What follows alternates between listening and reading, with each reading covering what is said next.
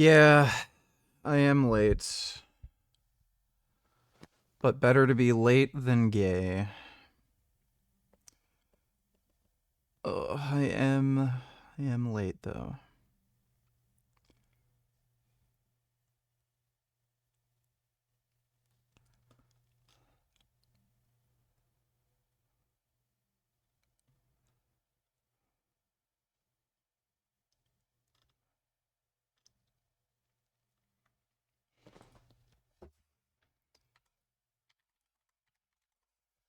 New Frank vids? Jeez. He still has a bunch of bullshit to cry about? Is it like the same thing over and over and over again? Wham, my plastic surgery? Yeah, yeah, there we go. Still whams about the plastic surgery. Same fucking video over and over and over again. Dude, what a fucking silly dumb fuck.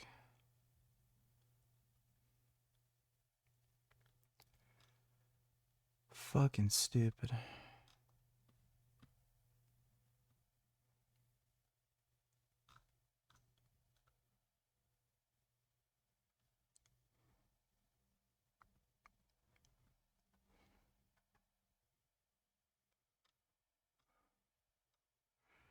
Yo, what up, Grey Knight?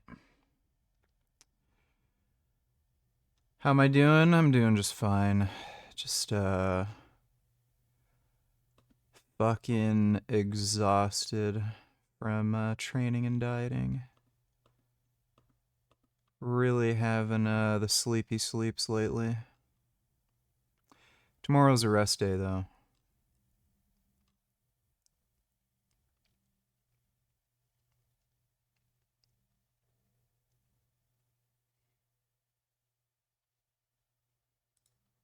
Something. So even though I'm the first one, Most of the people saying I look good or okay are just gang stalkers trying to paint the narrative because I have to look at myself every day. I'm clearly cross-eyed. My eyes are clearly sunk into my head. And if you take any clip from any video before my surgery, I look a million times better. Then, why did you get the surgery, you fucking idiot? A million times better. It's not even close. It's not even comparable. If He's so anyone has the stupid. nerve to even comment or post that, I will just instantly delete it. It is so far from the truth. It is objectively incorrect. And these people. Dude, his skin, just looks fucking terrible. Like, all over, there's like just weird marks all over his face. Like, what the fuck is going on? Like, some of this isn't just facial hair, it's like scarring. Like, what the fuck is he doing? People are just. I don't know. Maybe it is some people trying to make me feel better, but I have.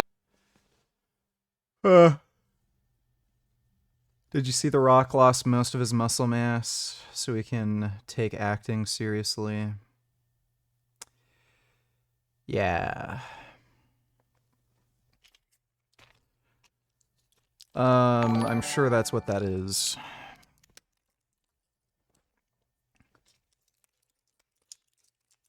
If I had to guess, the guy was just being an idiot, blasting way too much gear constantly, and he has, like a genetic predisposition, and he was getting left ventricular hypertrophy, so he had to come off. Retard donators, do you think this is like advanced vegan rage bait activism? Pretty sure it is.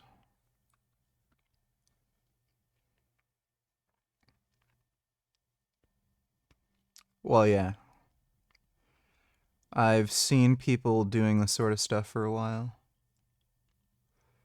But yeah. It's actually an interesting tactic because it puts people in the mindset of, you know, protecting and defending animals. And then when you, like, expose, okay, well, I'm really vegan, so if you believe this, why aren't you vegan? it fucks with their head where their guard is way down and they have to confront their own hypocrisy. So it's actually a really good tactic for activism. Thanks for the donation, though, retard. I have the feeling that it's mostly just gang stalkers trying to paint the narrative that my situation isn't that bad and that my eyes haven't been completely ruined. So, any video, my YouTube channel, Instagram, whatever, Why does his face look longer? Like his face looks like it's stretched. Like his face looked normal length, and now all of a sudden his face is like super elongated like a horse. Did he have some other procedure done to like make his face longer? Just looks fucking weird. So I had orbital reconstruction done back in May with Dr. Raymond Douglas, and the surgery went well, but I guess they underestimated the amount of tissue that was removed from my orbital socket by Dr. Taban, and he's refusing to help me further. I mean, it's kind of upsetting, but I don't know how to feel about that, whether he just doesn't want to take the risk, and I'm hoping it's not all these doctors turning against me and refusing to help me. Because that's not going to end well for anyone. But now I'm kind of starting from scratch, looking for an orbital reconstruction surgeon that can do a custom orbital implant, because that's the only thing that... He did something else to his face. Like it looks longer. He did some other procedure because his face just looks different. That's going to restore the appearance of my eyes, and then only after that can I address the implants and the eyelid asymmetry and all that stuff. But if we can't fix the orbital socket, there's no point in doing anything else. What a fucktard. On every single post. Yeah, he does kind of look trans. I remember I did a video about Frank, and there was some girl who commented on the video, and she was like genuinely asking and was dead serious, is Frank trans? It's fucking funny. I have to delete dozens of comments made by gang stalkers trying to shift the narrative, and whether I'm exposing this eye doctor or telling the truth about my business being harassed, they try to paint... No offense to trans people got deleted by the AI moderator. I don't understand, Kick. Trans rights got deleted. Okay, apparently you can't talk about trans on Kick. The picture that I have a mental illness or that I'm schizophrenic or that I need to seek psychiatric help. No. I need my eyes fucking fixed because this doctor completely ruined my face. And I need people to stop stealing money from my business. It's completely fucking ridiculous. Yeah, this guy needs psychiatric I'm literally showing help. Before and after pictures of how this guy fucked up my face and how I need it fixed. And they're saying, oh no, you look fine, you're just mentally ill. No, I'm not mentally ill when I wake up every morning and have to look in the mirror compared to what I looked like my whole life and how horrible I look now. And then these people stealing money from me and filing chargebacks and thousands and thousands of dollars, like saying I'm schizophrenic, like it's fucking ridiculous. That's what these evil gang stalkers do. They try to paint the person as mentally ill. On every single post I... Well, that's nice and retarded. I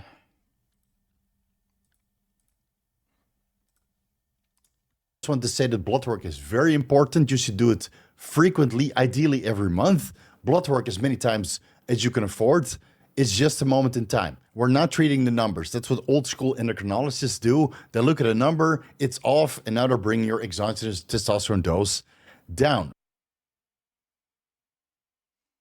Vigor Steve here. So I get this question quite frequently. People want to know what the safest dose of exogenous testosterone is and find out the upper tolerable dose of exogenous testosterone so they can find some sort of middle ground and run testosterone for very long periods of time, preferably indefinitely with minimal side effects and all of the benefits associated with testosterone replacement therapy, hormone replacement therapy, or a full-blown steroid cycle that revolves around testosterone, right? Basically.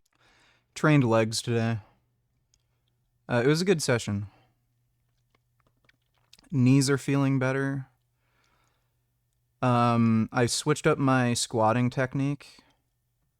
So it's a low bar position on my back, but and I'm not bringing my arms in close because when I do that, my traps have gotten too large, and I can't like fit the bar on my back otherwise. So low bar position, hands spread out. Having the knees come forward like comfortably, and like it's just a squat technique that not really worrying too much about targeting my quads specifically, but just more squatting without pain, and it's going well.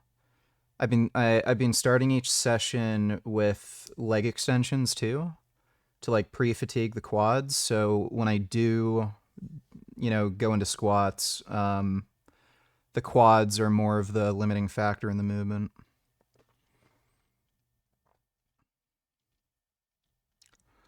People that talk shit on your IG is hilarious when you go to their profile and see Blaha physique. There's not too many people who are like saying any bad things about the way I look. Like there are some dumb fucks who are like, "Oh, your legs are small." Like my legs aren't huge, but I mean they're proportionate. Like they're not small. Like yeah, I'm trying to get them bigger. And I mean, like, you can tell who's like just trying to be a cocksucker and who's like just giving constructive criticism. It's like, there's people who are like, great physique, dude. I think just once you bring your quads up a bit, like, you look great, like, something like that. But, there's always some like loser fucking douchebag who's like, oh, fucking tidy quads. I don't get bothered by those people. Because like the only people who are commenting that are like literal fucking losers who don't have shit going on in their lives and they're just insecure as shit. Like, why in the fuck are you going to somebody else's page and typing that? Like, they just want attention, feel bad about their own lives. So,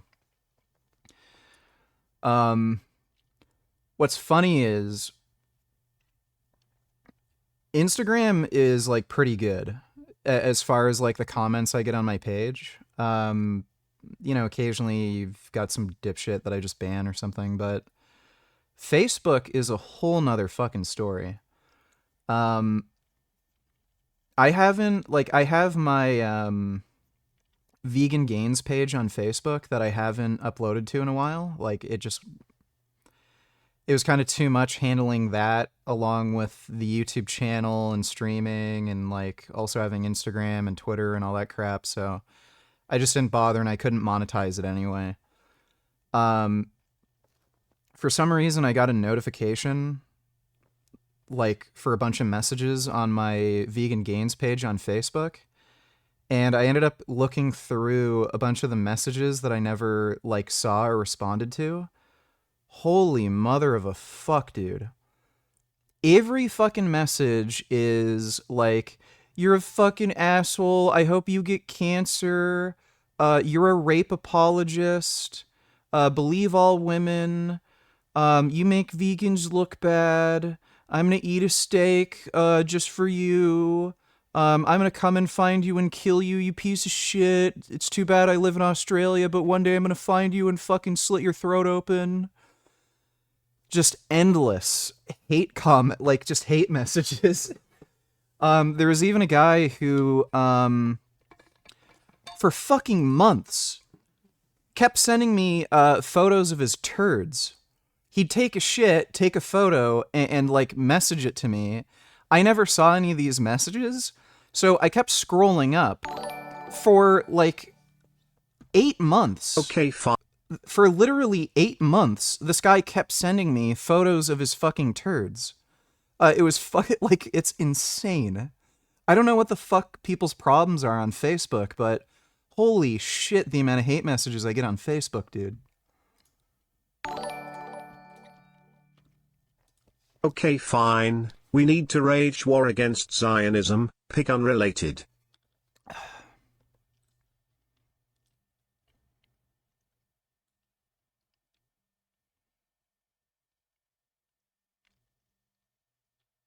Is that AI? I swear she doesn't have tits like that.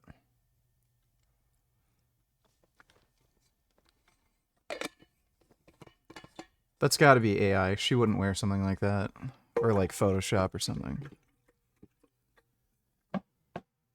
Oh, she should. If she had tits like that, she should just make an OnlyFans page if she's so starved for money. She has to like take money from the Chinese Communist Party. Thanks for the donation though, retarded. Basically, people want to know the get out of jail for free testosterone dose. What in the fuck did my camera just do? Why? I think I might need a new HDMI cable.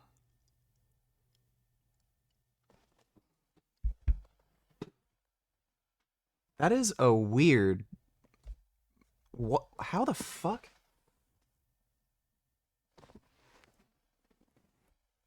Okay.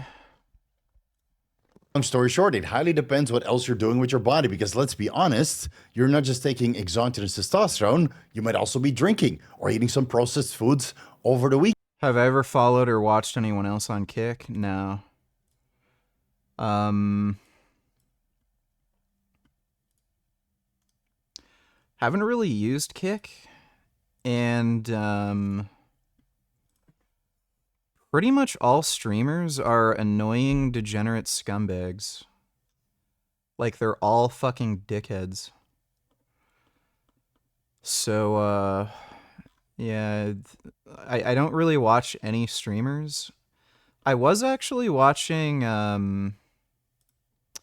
DSP, Darkside Phil. He's like the only enjoyable streamer to watch.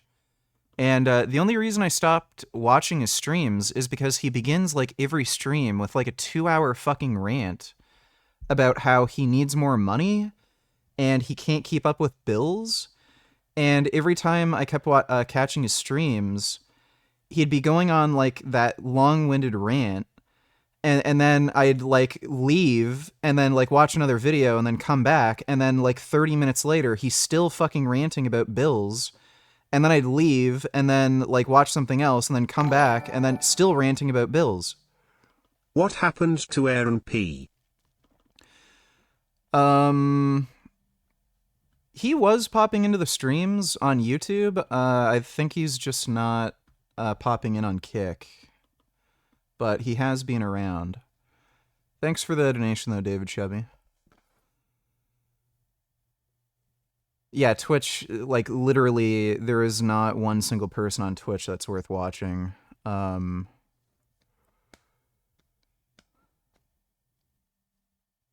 yeah, like, every fucking streamer is just an annoying cunt. Like, I guess the only other exception is Destiny. The stuff he puts out is actually good. The only thing I don't like about Destiny is a lot of, like, large portions of his streams are boring. So I just don't have the free time to like just watch his streams. If I had like a normal job or something and I just had to do like, you know, stupid busy work, like I could just put his stream on kind of in the background. But like usually when I watch anything, it has to be like entertaining because I'm watching it. But like Destiny puts out good content and like his streams do have like periods of time where they're worth watching. It's just a lot of the time it's like there's big gaps where like, you know, there's just nothing to watch. But yeah, I literally do not know of any streamers that are any good. They're all just sick, degenerate fuckheads. Weekends, maybe smoke a cigar or some cigarettes or vaping or smoking weeds, taking some recreational drugs here and there, right? So whatever pressure you're putting on your body, not that I'm saying that exogenous testosterone is putting tremendous pressure on your body, but as the dose escalates, generally speaking, health parameters start to decline. So if you keep the dose moderate, I would say that testosterone is reasonably safe. But if you start ramping up the dosages to bodybuilder dosages, then you definitely have to put some practices in place to keep your health intact. But to simplify it even more, the best dose of testosterone for you as an individual is the dose where you get all of the benefits associated with exogenous testosterone. That's increased mood and well-being, increased libido, but not to the point you have uncontrollable libido, where you're fupping 24/7 and you can't get anything done and your penis is completely calloused over. Right? That dose is then way too high. You need to reel it back in a little bit. You get a positive aggression, increased motivation. Well, you could take a DHT blocker. That could help. I definitely am a lot more horny on test. It's not to like an unmanageable level. More confidence, and what so many people in the fitness industry are after, increased muscle mass and improved body composition, right? You want all of the good stuff and none of the bad. And the only real way of figuring that out is through self-experimentation. So you're going to have to get your hands dirty and maybe experience some side effects along the way. Side effects like acne or oily skin, hair loss, or hair growth in places you did not expect, like the chest or the back or other places of the body. Maybe you get some symptoms of gynecomastia, as simple as puffy nipples, or full-blown gyno if that's in your genetic makeup and your body fat levels are reasonably high at the start of exogenous testosterone treatments. You might get anger management issues, becoming irritable at the smallest thing, or full-blown roid rage. And in that sense, exogenous testosterone is very similar to alcohol. If you're already a and you start drinking, you become highly intoxicated, you're more of a dickhead, more of a troublemaker, and exogenous testosterone is very similar to that sense, even though most people report that they feel absolutely fantastic, very mellow, very happy-go-lucky when they start supplementing. Your blood pressure might go up, you might have impaired sleep quality, blood work parameters might change. All of which, take it from me, with lifestyle changes, over-the-counter supplements, or some ancillaries, many of these side effects, these commonly occurring side effects, can be mitigated or completely removed. To figure out what the ideal starting dose of exogenous testosterone is going to be for TTT. So, Mr. Batzel and I have just come back from a rescue. We picked up Mr. Forrest here. Yes. He's in a filthy mood. So he was called in by Colin.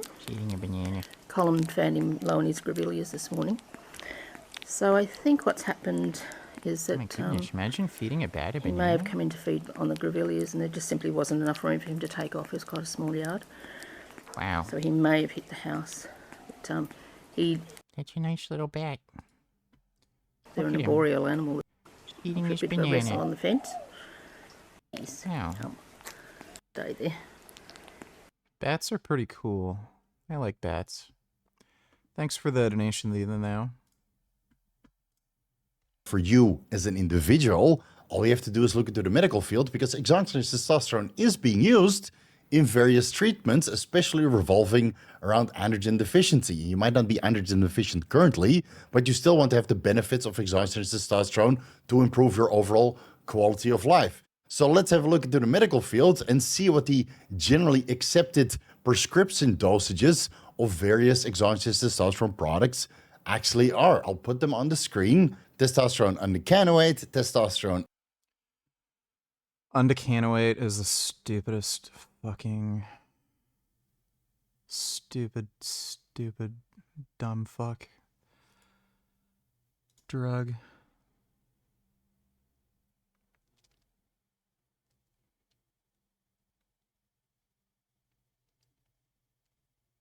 Decanoate, testosterone anything. I'm feeling some strong pussy nigga energy from this guy. Thoughts? Very pick-me guy vibes, I don't know.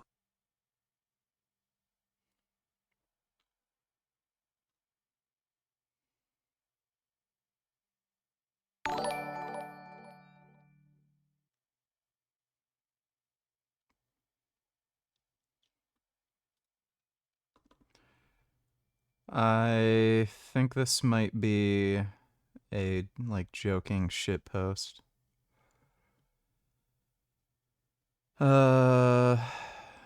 He can't be serious.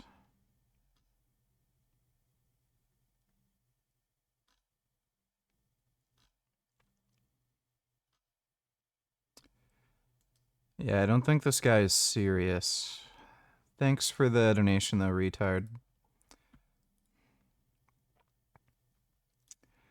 Even though. Oh my god.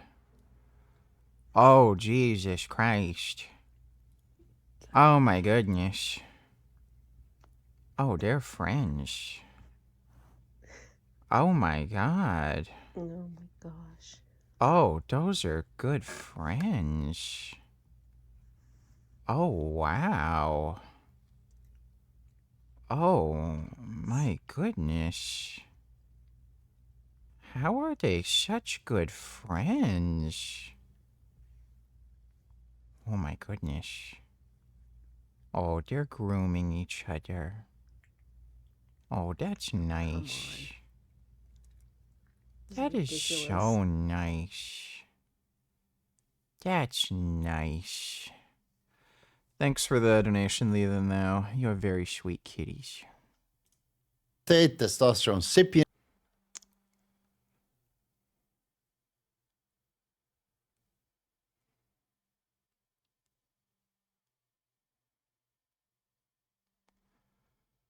50 to 400 milligrams every 2 to 4 weeks? What the fuck?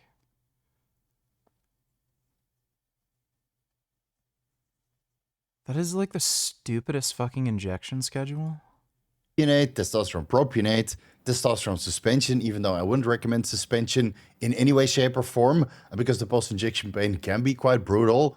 We have compounded ester formulas like Sustanon Sustanon's really fucking stupid. 250, and there's even alternative testosterone treatment in the form of mucoadhesive oral patches, transdermal films, transdermal solutions, transdermal gels, capsules, nasal sprays, implants. And to summarize, regardless of ester formulation, the general medical consensus is that in the treatment of androgen deficiency, injectable exogenous testosterone will range anywhere between 25 milligrams to 200 milligrams per week. So I would say that that's a reasonably safe starting point. You can always... Yeah, go ahead and airstrike that drug boat. What a beautiful sight. Time to fucking crack down like a bitch's rectum on Johnny Sims' cock. Military forces connect strike against positively identified Trandagua narco-terrorists. Well, these drug cartels are like some of the biggest fucking scumbags on the fucking planet. I don't know if this is really gonna work out in the long run, but I can't say that I really give two shits if these scumbags are wiped off the face of the earth. But yeah, like every time stuff like this, you know, happens, guess what? Drugs still exist. There's still a black market, and typically when the government goes super hard on these drug dealers, they end up just making more money in the long run, and then they can put more of that money into corruption, and they just find different ways to get around the system. With the U.S. military after them, things might be a little different and a lot more difficult, but we'll see. None of these fucking problems with these drug cartels would exist in the first place if they just legalized drugs. It's so fucking stupid. The whole reason there are these like black market underground drug cartels is because rather than just letting anybody produce medications and sell them to whoever the fuck wants to buy them, the pharmaceutical industry basically created a fucking racket where they end up getting exclusive rights to produce these drugs. And there's like this weird fucking like road blocking system where you can only get it through a doctor. So they end up getting like a weird monopoly on the drug business, and it's just created a fucking underground market for all this crap. So if Pfizer would just sell like heroin or something to whoever the fuck wants to buy heroin, like there wouldn't be drug cartels. Just have Pfizer produce heroin or meth or whatever. It's dumb. And I mean, like, why the fuck do we care if there's a bunch of dumbass degenerate fucktards who want to take heroin and ruin their lives? Let them fucking do it. Like, it doesn't even make any sense. Like, look at the amount of people who are, like, massively overweight and obese. So you're telling me somebody who's 800 fucking pounds, we should just allow that. We should allow somebody to get to 800 fucking pounds where they can't even live on their own, and they need to live off of, like, social assistance or something. But we're not okay with somebody just taking heroin on the weekends and, like, actually working a normal fucking job and living their life. Like, it's fucking stupid. Even when you compare, like, the worst case scenario with drug addicts, so, you know, like fent addicts that are, like, on the fucking street, zombified. Are you really telling me that's, like, any worse than somebody being addicted to fucking fast food and McDonald's and being, like, 800 fucking pounds? Like, it's just so strange that we're okay with certain vices and people self-destructing in some ways, but not others. So, like, if we're okay with people having the agency to make themselves super morbidly obese, fat as fuck, you know, die by the time they're in their 40s because they're so fat and diabetic, but we're not okay with people taking meth or heroin or, like, whatever fucking drug you can think of, like it's just stupid. Just let people do whatever the fuck they want, and like, winners win. So people who aren't stupid just aren't going to do these drugs, and they're going to, you know, live their lives like normal, and then dumbasses are just going to become addicts and go homeless. Like, just let them do whatever the fuck they want. So Trump lives for now.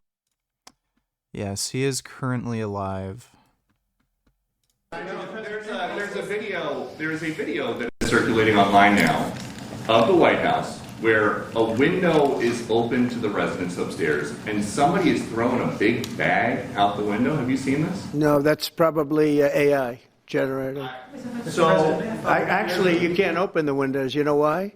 They're all heavily armored and bulletproof. So that's a fake video? Well, it's got to be, because I know every window up there. The last place I'd be doing it is that, because there's cameras all over the place, right? Including yours. No, but every window, I've never seen a window that's... In fact, my wife was complaining about it the other day. She said, love to have a little fresh air come in, but you can't. They're bulletproof.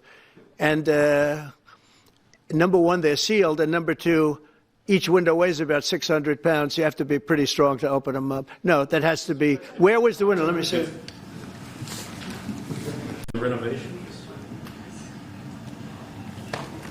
Which is the window? It looks like this is on the 50th.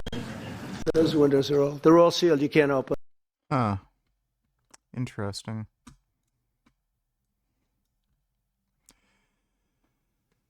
The big question to be answered is whether or not President Xi of China will mention the massive amount of support and blood that the United States of America gave to China in order to help it secure its freedom from a very unfriendly foreign invader. Many Americans died in China's quest for victory and glory. Hope that they are rightfully honored and remember for their bravery and sacrifice. May President Xi and the wonderful people of China have a great and lasting day of celebration. Please give my warmest regards to Vladimir Putin, Kim Jong-un, as you conspire against the United States of America, President Donald J. Trump. What the fuck? Okay.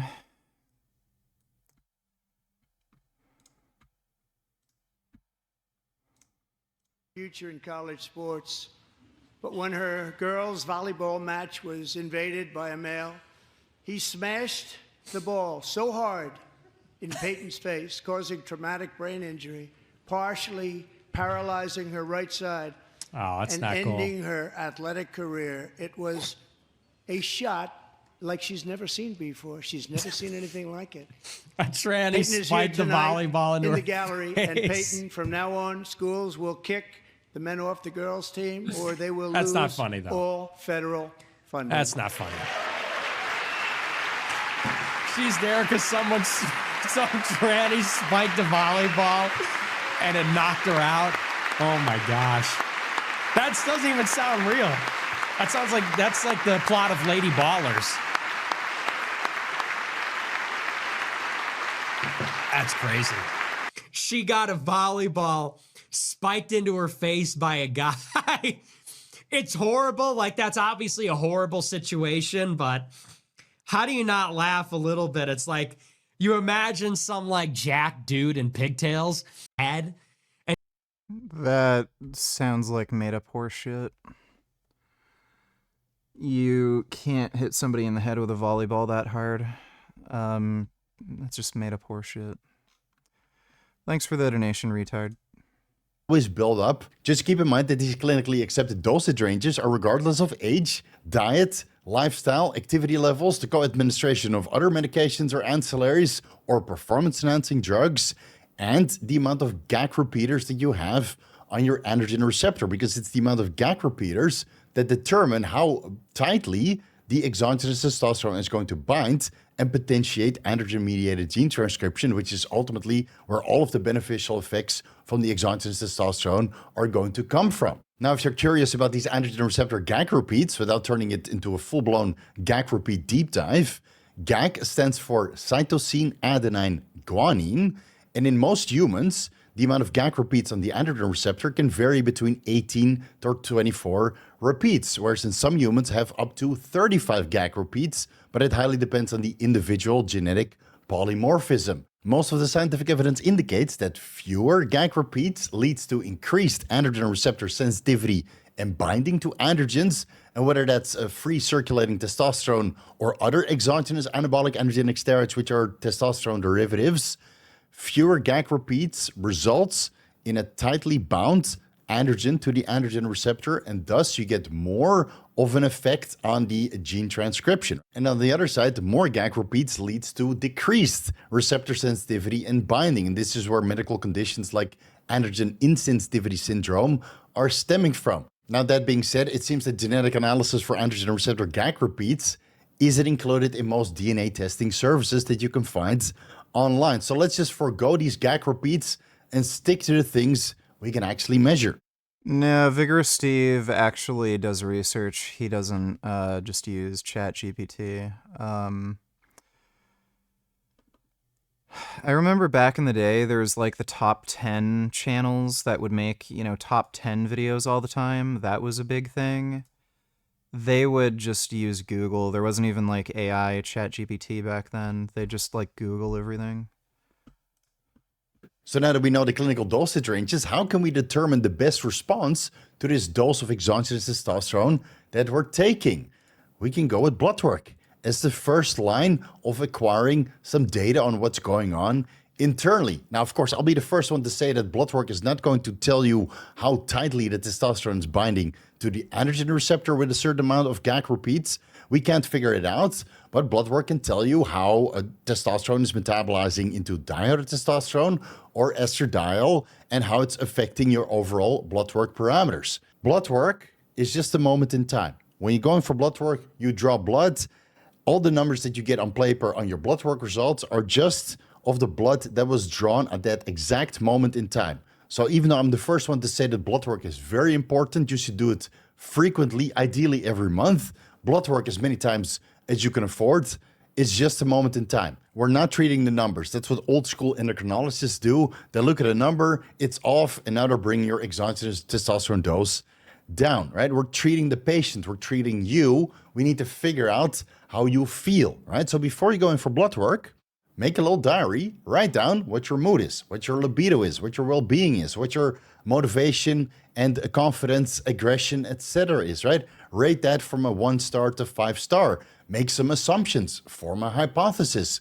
Maybe you think that your estradiol levels are high or your dihydrotestosterone levels are high based on the hair loss or symptoms of gynecomastia that you're currently experiencing, right? Whatever side effect you have, try to mix and match that to particular blood work parameters. Write it down first. Bro, please, go in for blood work to confirm it. Was your hypothesis correct? Or maybe your estradiol levels are just slightly elevated and the gyno that you're experiencing is just water retention, right? Your prolactin is in range, your progesterone levels are normal. If you can't figure it out, right, hire a coach or hire somebody who can interpret I'm starting a petition to get you to run the animatronic Megatron at Universal Studios for a day. Megatron, I'm not any of the anime. I just know what the good ones are. Name the good one. Name the good one. Get out. You get out now. Demon Slayer, you front-running garbage. But you also watch My Hero Academia, an anime for babies. Stupid babies. Yeah, I'd probably go on some vegan rants. That'd be funny. That's a good one. Thanks for the donation, retard. Your blood work results for you. Dude, Demon Slayer is for fucking retards. My Hero Academia was actually good for the first like couple seasons, and it got just fucking boring. But it's very important as for you as a beginner trying to figure out what the best dose of exogenous testosterone is, to write down your assumptions and how you feel before you go in for blood work, and then you put 2 and 2 together. Just keep in mind that not all blood work results are created equally. The results might vary between 10 to 20% among the different testing methods.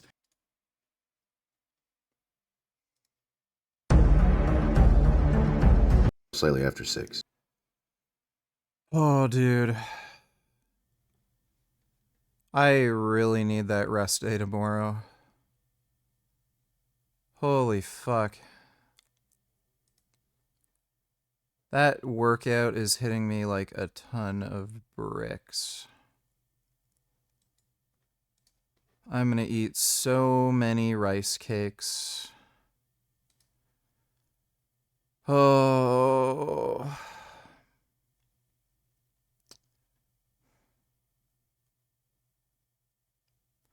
Feels good though. Like, I'm exhausted, but I just got this like amazing feeling of well-being just all over my body. It's like an endorphin rush from just training so hard and dieting and shit. So my morning routine, I pop a bunch of pills, boomer style, but not boomer pills. I don't take blood pressure medication, although some people say that I should. Although I did start taking an 81 milligram aspirin every night on an empty stomach with all my other pills that I React to this. Owen Schroyer is a baby sucking on a pacifier. He's an elitist, arrogant dirtbag. Owen Schroyer is scum. You think I'm here to be shit on? Do I look like a fucking toilet to you? There's no more filter. It's gone. And anybody fucks with me is going to get the full truth. And nothing but it, so help me God. And then you want to try to stab your mother in the back because you're a big boy leaving the nest. Well, guess what? You know what your mother is going to do? Piss on you. All right, so it looks like Alex Jones is going through it again. You know, it's been a rough past few months for him with all the Epstein stuff, and now this. A longtime employee of his, Owen Schroyer, who's been with him for a decade, just announced he's leaving, which obviously Alex isn't handling very well, and he had a complete meltdown over it, because also Owen did a 5-hour live stream addressing why he's leaving, and he said he felt like Alex was pressuring him too much to not talk about certain things and to be more positive about Trump. So that's what really set Alex off. Yeah, I've tried the rice cake chips. They're literally the same thing as the rice cakes, just smaller. And in the middle of another show on InfoWars, he crashed it just to start flipping out about Owen. And it was really awkward. I mean, Alex was having a complete breakdown here. And you could tell he's actually really pissed. You know, this isn't an act. And he said he even started breaking down crying when Owen called him and demanded a raise to stay with InfoWars. I'm here to censor. Oh no, he's here. We've crossed the line. You should launch a new independent show and claim that I censored you for years and get 1 million viewers and betray me. And you're allowed to lie about me any way you want. You know I love you. No, look. Let's reject the let's reject the Grabbler. This is a. I'm using this as a case point. You understand that? Mm-hmm. How much have I come in and censored you over the years? Yeah, not enough, frankly. I'd say some. Yeah, we missed you. They have flavored ones without added sugar. Well, they all have milk in them. So, like, I've seen the they have like a popcorn flavor or a butter flavor one. There's like tomato one. They all have milk added.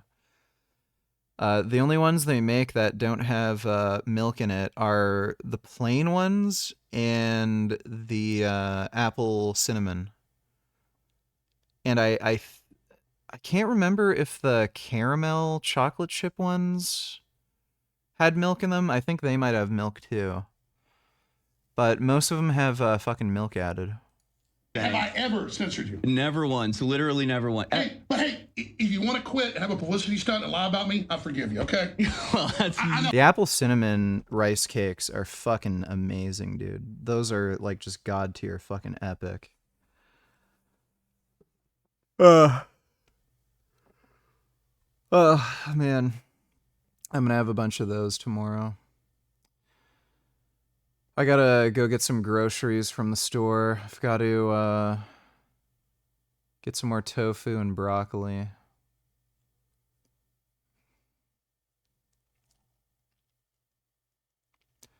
Get plain salt and pepper and put spices on them.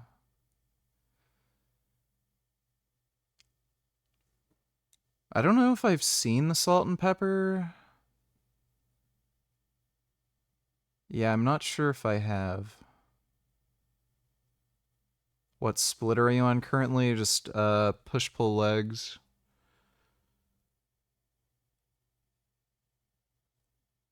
Dude, it's so fucking annoying. I forgot that it was Labor Day. And a bunch of the shit I ordered is coming through Canada Post. And because Canada Post is like the most dog shit fucking dumbass fucking retard fuck delivery service, not only were they not working on Labor Day, but for no particular reason, they also weren't working the day after.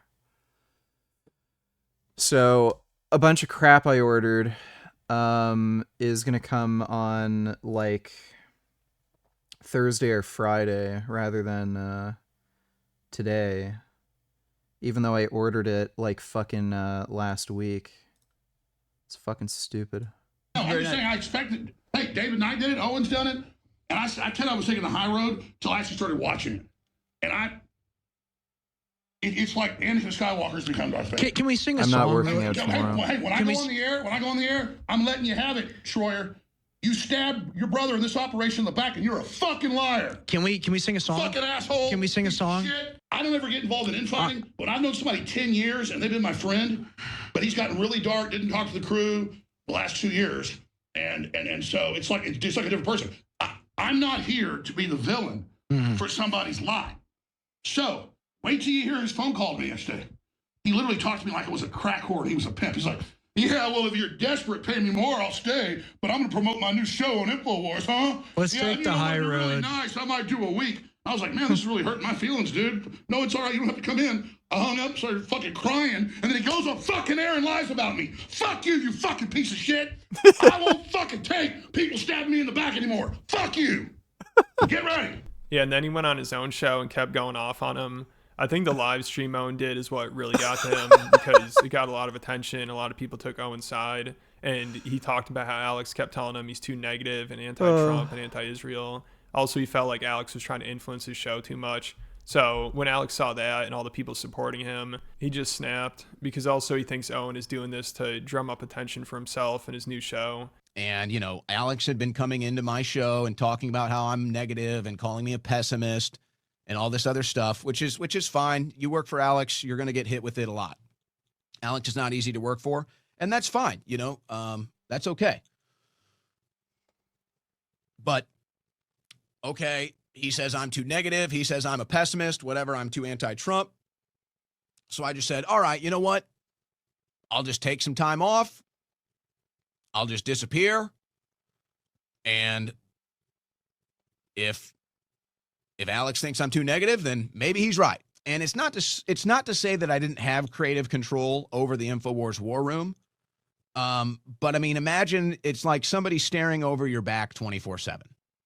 And so every single day that I came back, it was either a guest that I was told I had on at the last minute, or it was, him coming into the studio. He wants me to cover this. He wants me to cover that.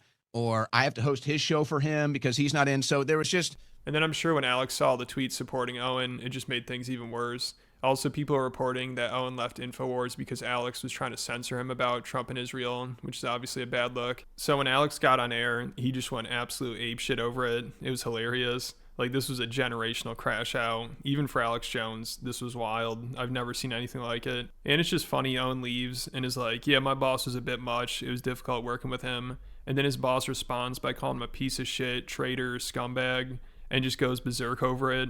Like, I don't know if this is the best way to win people over if you're trying to prove you're a good employer. But I guess the gloves are off here, and Alex said he's using this to level up. And I will no longer let lesser men try to build their resume by claiming I'm a traitor when they're scumbag Benedict Arnolds.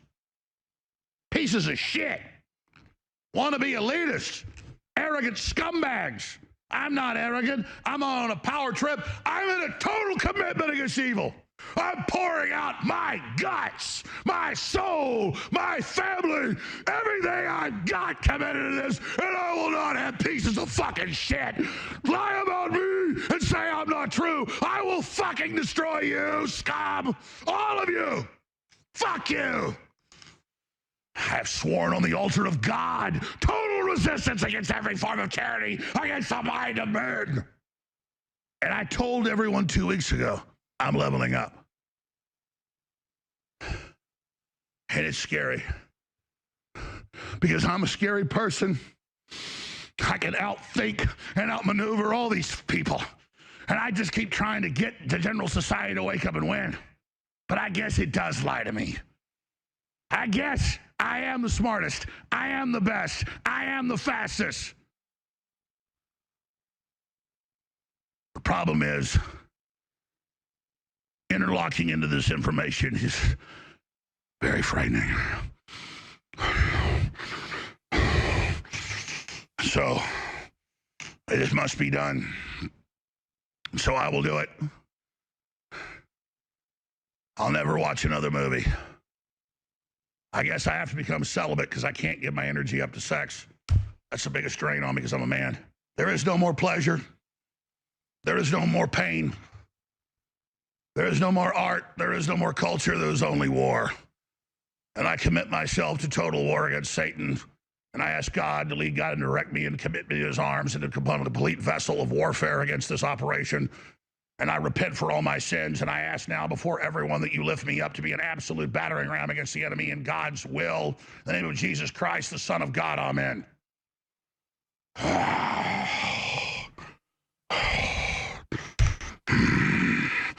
So everybody be on notice. Yeah, so that was something else. What's really weird is most of his audience watches him unironically. Like, he does have people watching him just because he's hilarious, but like most of his audience actually watches him unironically. And while Alex was losing his mind and going off on Owen, Owen put out this compilation of his favorite moments on the show and said it was an epic ride. I wish nothing but the best for the entire InfoWars team. So while Alex is just going absolute ape shit and calling him a traitor and everything, Owen's like, we're all good. I wish you guys the best of luck. But that didn't make Alex back down. You know, he's been going off all day about this. And he thinks Owen might be possessed by a demon or he might be on drugs because he claims Owen's been really rude to him the past few years and he saw this coming. So Alex calls him out on that and him trying to play the victim and trash InfoWars on the way out to promote his own career. Owen Schroyer's dead to me. If he goes on air and repents to Jesus and apologizes for being demon possessed or whatever it is he is, then I will forgive him. But he thinks that he would like absorb us as a launch pad and lie about us to make himself a victim so he could project himself and launch his own show. And then as all the articles come out and Jones censored Schroyer on Trump criticism and Israel, you are a snake. You are a rat. You are a fraud.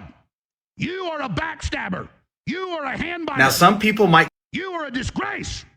He'd walk by me and say something like, you know, just started laughing at me. Like, again, I'm not in junior high, so it didn't hurt me at that level. It hurt me that he was just like, yeah, I heard you, yes.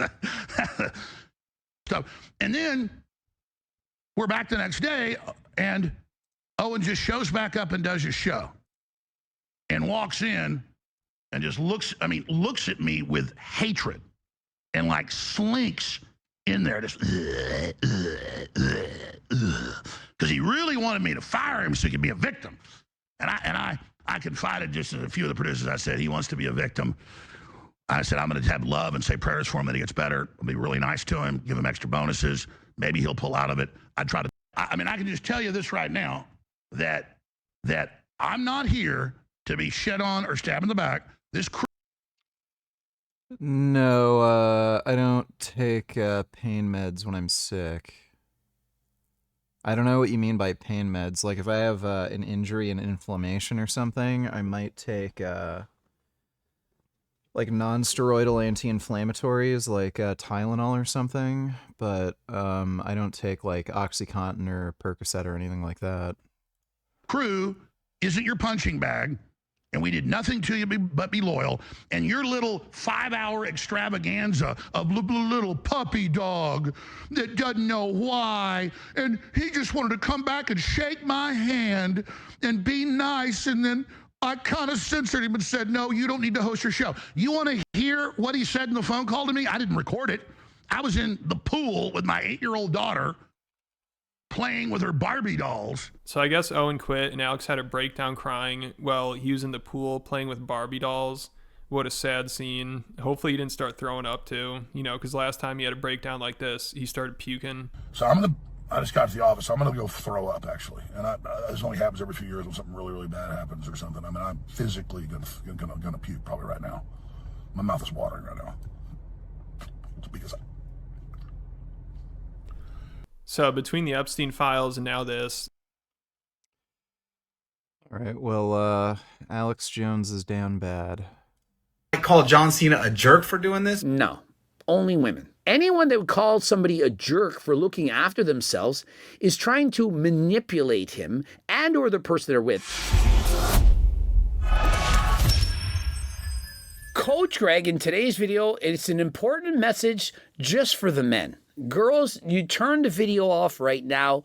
This is not for you. This is to the guys, to the bros. If you have a girlfriend or if you're in love and you all plan on moving in together, okay? You've been dating for whatever amount of years, not months. Months and you move in together. This is stupid. I've done this many times in the past. Hey, I'm older and wiser now. You're in love and things seem amazing. She's the love of your life. I mean, nothing could ever go wrong. I'll tell you this, the marriage statistics are 60% end in divorce and 70% initiated by women. What? Chances are, if you think that you're going to be with your girl right now for the rest of your life, you can say hi to her, you can look at her, she's over there. Tell her not to listen. 70% chance. Do you think Lean Beef Patty has some form of antisocial personality disorder? You've said she's evil. No, I don't think she has a antisocial personality disorder. I think she's just a selfish, obnoxious bitch. It's like not really any deeper than that. It's terrible, terrible personality. Chance that she's going to just get sick of you at some point. It's not your fault. Well, it might be your fault. It might be her fault. It's both your fault. It's just life. We change. We don't always stay the same. And so there's a saying, failing to plan is planning to fail. And so if you let her move in with you, or you move in with her, whatever, I don't care, move in together, and you don't have a plan. And by plan, I mean a prenuptial agreement or cohabitation agreement. Then you're an idiot and you failed. Damn! Something bad could happen. It could happen at any time. It can happen very quickly. You cheated on her, she cheated on you. Or it can happen slowly. She doesn't say, I love you anymore. She doesn't make the dishes. She doesn't have sexy time with you. She's just not as nice. She's cold. She starts dating a guy from another country. You're just not seeing eye to eye. Hey, maybe you guys used to both go to the gym together. You were in love. You were both bodybuilders. And now you want to compete and she doesn't, or the other way around. Or perhaps she was taking so many steroids that she now looks like David. Can you stop talking to me like that? And she's like, get out of my way. And she's in the sink and she's shaving. And you're just like, what is going on? I didn't bargain for this. And no, I don't want to go down on you and suck on that anymore. I just don't want to do that. I'm a real man, and I don't want to go down on you in that fashion. That's for you to do to me. And so you break up. But because you don't have a prenup or cohabitation agreement, she then goes to the government and says, you owe me half of your money. Hello, I like money. And so I watched this the other day, and a woman was saying that women have more to lose in a divorce than men. And they were saying, well, the amount of people that are no longer with us that take their own, you know what I'm talking about, I don't want to get demonetized, they end themselves. Yeah, it's all men. The amount of those people who are men are significantly higher than that of women. And so following a divorce or breakup, it's way more prevalent to men to decide, I don't want to be on earth anymore. Had she not thought that perhaps it's men who lose more when they get out of the relationship? I worked my entire life to make millions of dollars, and she's now going to take my entire life's fortunes. She's taking my children away from me, and she's spreading gossip, lies, and rumors about me, and so I can't handle it anymore. Had she ever thought of that? I don't think so. And so, case in point, John Cena, world famous actor, wrestler, what did he do? It says, John Cena made Nikki Bella sign a 75-page cohabitation contract before she could move into his Tampa mansion. And so the females, well. Yeah, faggot-ass simps. Oh, how could you make a woman do this? Oh, you're starting a relationship off without any trust. My God, fucking gay-ass retards. Oh, and these are the faggots who have no money, get cheated on, get treated like shit, walked over. Oh, fucking retarded. You know, it's really weird. Everyone knows women are completely and utterly full of shit. Like, they lie about fucking everything. Like, that's why it's only women who make fake rape accusations. Like, we all know it's only women who lie about getting raped. They're they lie about literally fucking everything. It's not just that. Like, they're just bigger fucking liars. Why the hell do we take anything like they do or say seriously? Like, what happened to society? It's just so stupid. Like, marriage laws are fucking stupid. The way women are treated in court is just like fucking stupid. Like, we know women are just silly fucking idiots, and then for whatever fucking reason, everybody bends backwards. Oh, you poor woman. They're fucking liars. What do you think they say to that? Girl, run. He doesn't love you. You can't see me in court. If you aren't rich and or famous, I would not recommend putting one of these agreements in front of your girlfriend before she moves in, unless you're trying to end it. She's not wifey. That's what he's saying. No, no, just no. What women have done, the feminists of the world, women in general, is they want to make it look like it's your fault. And so this is what they do. If you want me to sign a prenup, then that means you don't love me. No, this is the actual facts.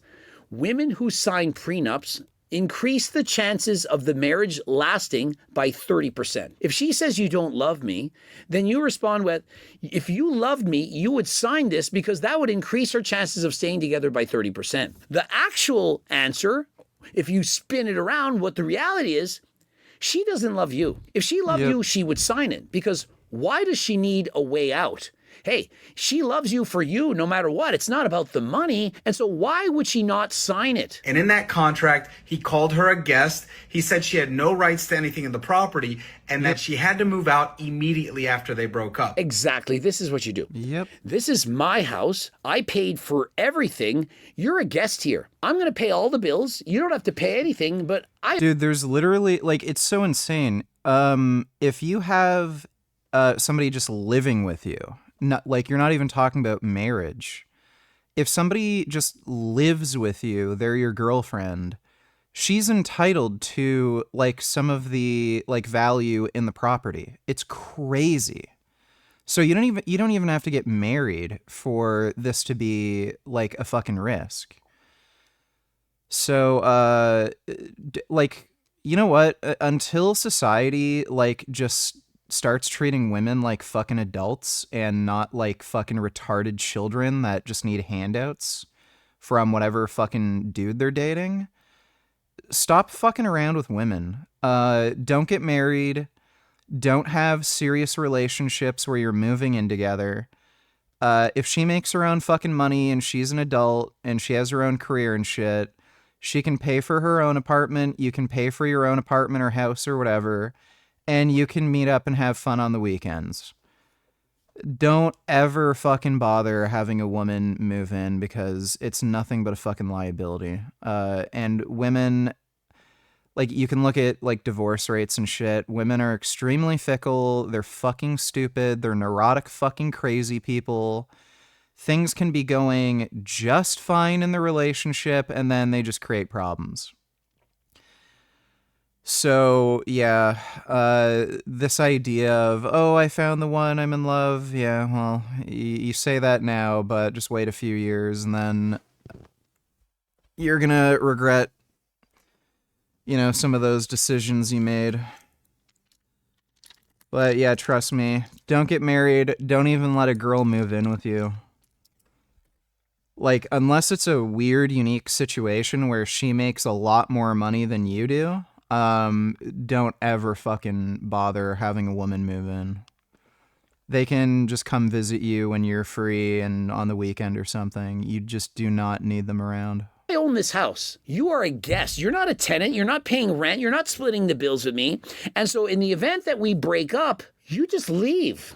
You're a guest until you're not. Yeah, I'm glad that throughout the entire duration of my marriage, we only rented, because now she, like, if she ever wanted to, like, say, oh, I want money from you or something, like, there's nothing to take. We never owned any property, so. If you choose to break up with me, to cheat on me, to go to another man, whatever, then you just leave. It's that simple. You're staying with me as a guest. You're not paying rent. You can't just say, oh, you have to give me 90 days and this and that. No, you're a guest. And if we decide to break up, or I just don't like you anymore because we changed our attitudes, then, well, you don't need to stay. That's how it should be done. That is actually fair. And if you're watching this thing and that isn't fair, it's because you've been brainwashed. You've been taught since you were an early age that marriage means happily ever after and no problem could ever happen. Problems still happen. 75%, my estimation, that problems happen after marriage. Many people, they stick through it, they stay only because they have to. And what do you think those people are doing? One spouse is cheating on the other. They hate living together. They're not even sleeping in the same rooms. They just do it because they have to. They are stuck. Now, some people might call John Cena a jerk for doing this. No, only women. Anyone that would call somebody a jerk for looking after themselves is trying to manipulate him and or the person they're with. And so if you're a girlfriend, you could show her this. And if you hear her say things like, that's stupid, you know exactly what she's thinking. Girls aren't going to come out and say, I'm a gold digger. They're not going to say that.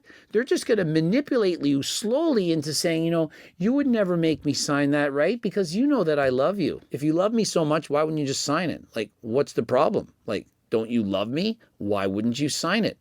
I don't get the problem. This prevents Nikki from later on saying that she had sweat equity in the property, that she helped increase the value, that she helped put time, effort, resources, or even money. Trust me, that's what they're going to say. Just trust me on this. I know women, and they might say, I would never do that to you. Ever would I do that. First thing they'll do, first chance they'll get. If you don't believe me, you just have to understand this. I'm 49. I'm almost 50. You're probably 19 or 20, whatever age you are. It's less than me, most likely. And so I'm teaching you to not make mistakes. You cannot trust everything that people tell you. You can go more by their actions than their words. Their words are going to say a lot. What are their actions? Even if their actions are perfect, it doesn't mean that they will never change. I believe everyone knows someone who's been through a divorce. Ask them if it was easy. And think of it. 60% of marriages end in divorce. And so on that one special day, they were in love like no other. It would never happen to them. And so no matter how perfect your relationship is, if you think logically, It might not always be that way. I mean, when I was a kid, bologna burgers were my favorite meal. For a while, a couple of years, then it was pizza circles. I remember I loved hot dogs. I remember young enough, I didn't even like hamburgers. Hot dog or hamburger? Hot dog for sure. No way am I eating a hamburger. Your preferences, they change. You might be, for right now, maybe you just like to party, going to the clubs, dancing, but now you're 60. Imagine if your wife is out partying harder than last time, she's going to festival, raves, and so on, and you just want to sit home and read books. Maybe you no longer connect. It's not your fault. It's not her fault. And so why not plan for what happens in the after? Why is it that marriage or cohabitation, one of the biggest decisions you can ever make in your life, we do it on a whim with no plan whatsoever? No insurance. I mean, when I go for a drive, I have car insurance, I have house insurance in case problems happen. What about marriage insurance? Marriage insurance is that piece of paper, that prenup or cohabitation that protects you and or your partner in the event that things just don't work out, which are very likely to occur. I get a lot of Cohabitation agreements are a different thing, but prenuptial agreements really don't mean shit. They're surprisingly useless in court. Especially if you've been married for a really prolonged period of time, so like 20 years. That piece of paper ain't gonna mean shit when you go into court. All the chick has to say is, oh, well, the relationship was so much different back then, and I didn't know what I was signing, and I made so many sacrifices over the years with my career and taking care of kids, and, oh, what am I gonna do? And they're just gonna throw that prenup out like it's a piece of fucking used toilet paper. So don't bother getting married. There's absolutely no reason for men to get married. Check out completely from the stupid idea of just having a long-term partner that you stay with for the rest of your life. It's pointless, dumb. It has no benefit to you, and there's only like these fucking liabilities and downsides. So until society becomes uncucked and treats women like actual fucking adults rather than retarded children that need handouts, don't bother. Like, especially now, everyone works. Women work, men work, like there are single fathers raising kids and working. So like this whole fucking idea that, oh, I needed to stay home to take care of the kids, it's total bullshit. They're just fucking lazy. So women make up this fucking excuse because they're lazy fucking cunts who just want to live off their man's work. So no, having kids is not an excuse to not work. They're full of shit. So women can fucking work even if they have kids. There's no reason to have, you know, these things like spousal support and shit like that, or dividing up assets. So until that's changed, don't get married, don't have live-in relationships, date a fucking adult who can pay their own fucking rent, and if they want to see you, they can make time to see you, and they can either go to your house or your apartment, you can go to their house or their apartment, you can meet up for like dinner or something. Date a fucking adult, not a fucking child that needs to move in with you and have you pay for the rent and shit. calls about couples that break up and it gets ugly. This is a way to save that. So glad to see many men have chimed in. He's a smart man. I look up to John Cena. Now he's a hero. And of course, the women, he is not brilliant. He is immoral. Yeah, because if a woman just gets with a... Dude, like these cucked beta male fucking losers. Oh my god, like everyone is just such a faggot. Like a dude's just protecting his assets with like, you know, these prenups. Oh my god, I can't believe he'd make a woman do that. Like, Jesus fucking Christ. A rich guy, he's making 8 figures, 9 figures, whatever. And she can just fake it. I'm just going to pretend that I like him. And then once she moves in or once she's married, you know what? Percentage of girls that are independent like that is less than 1%. Like, yeah, I know. It's rare.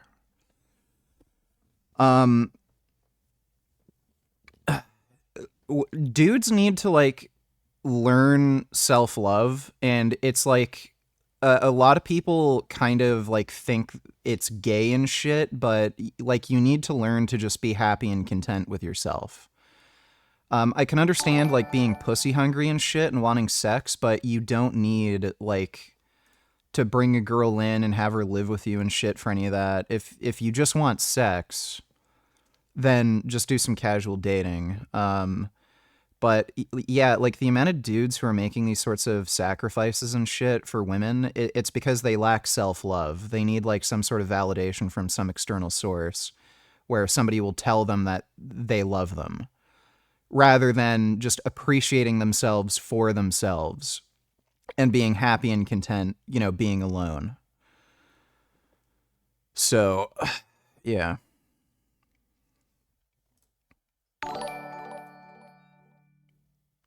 Svari reacts to Larry Wheel's 7-Eleven yes. diet. I don't know. I guess we can maybe watch. If it's boring, I'm not going to bother playing it, but this is probably going to be boring. Thanks for the donation, Porch Monkey. Seems like dating has gotten worse. Apps are flooded with women looking for a walking ATM. Well, you know what's happening? The middle class is eroding.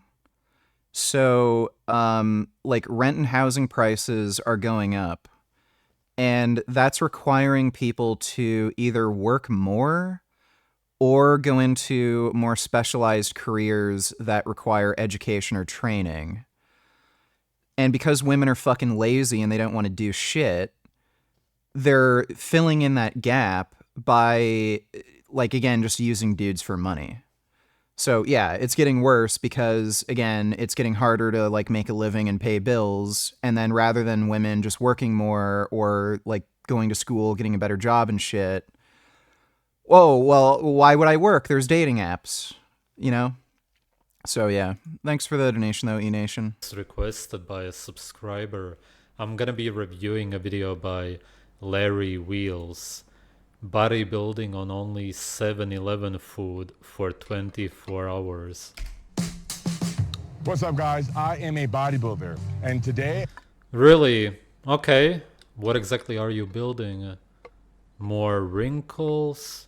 More muscles that look like tumors? You're 30 years old? You look like you're in your...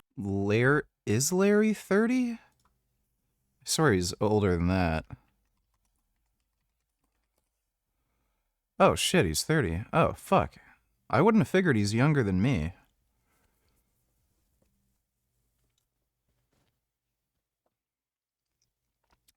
December 3rd. So he's 3 years and like what, 4 months? Wait.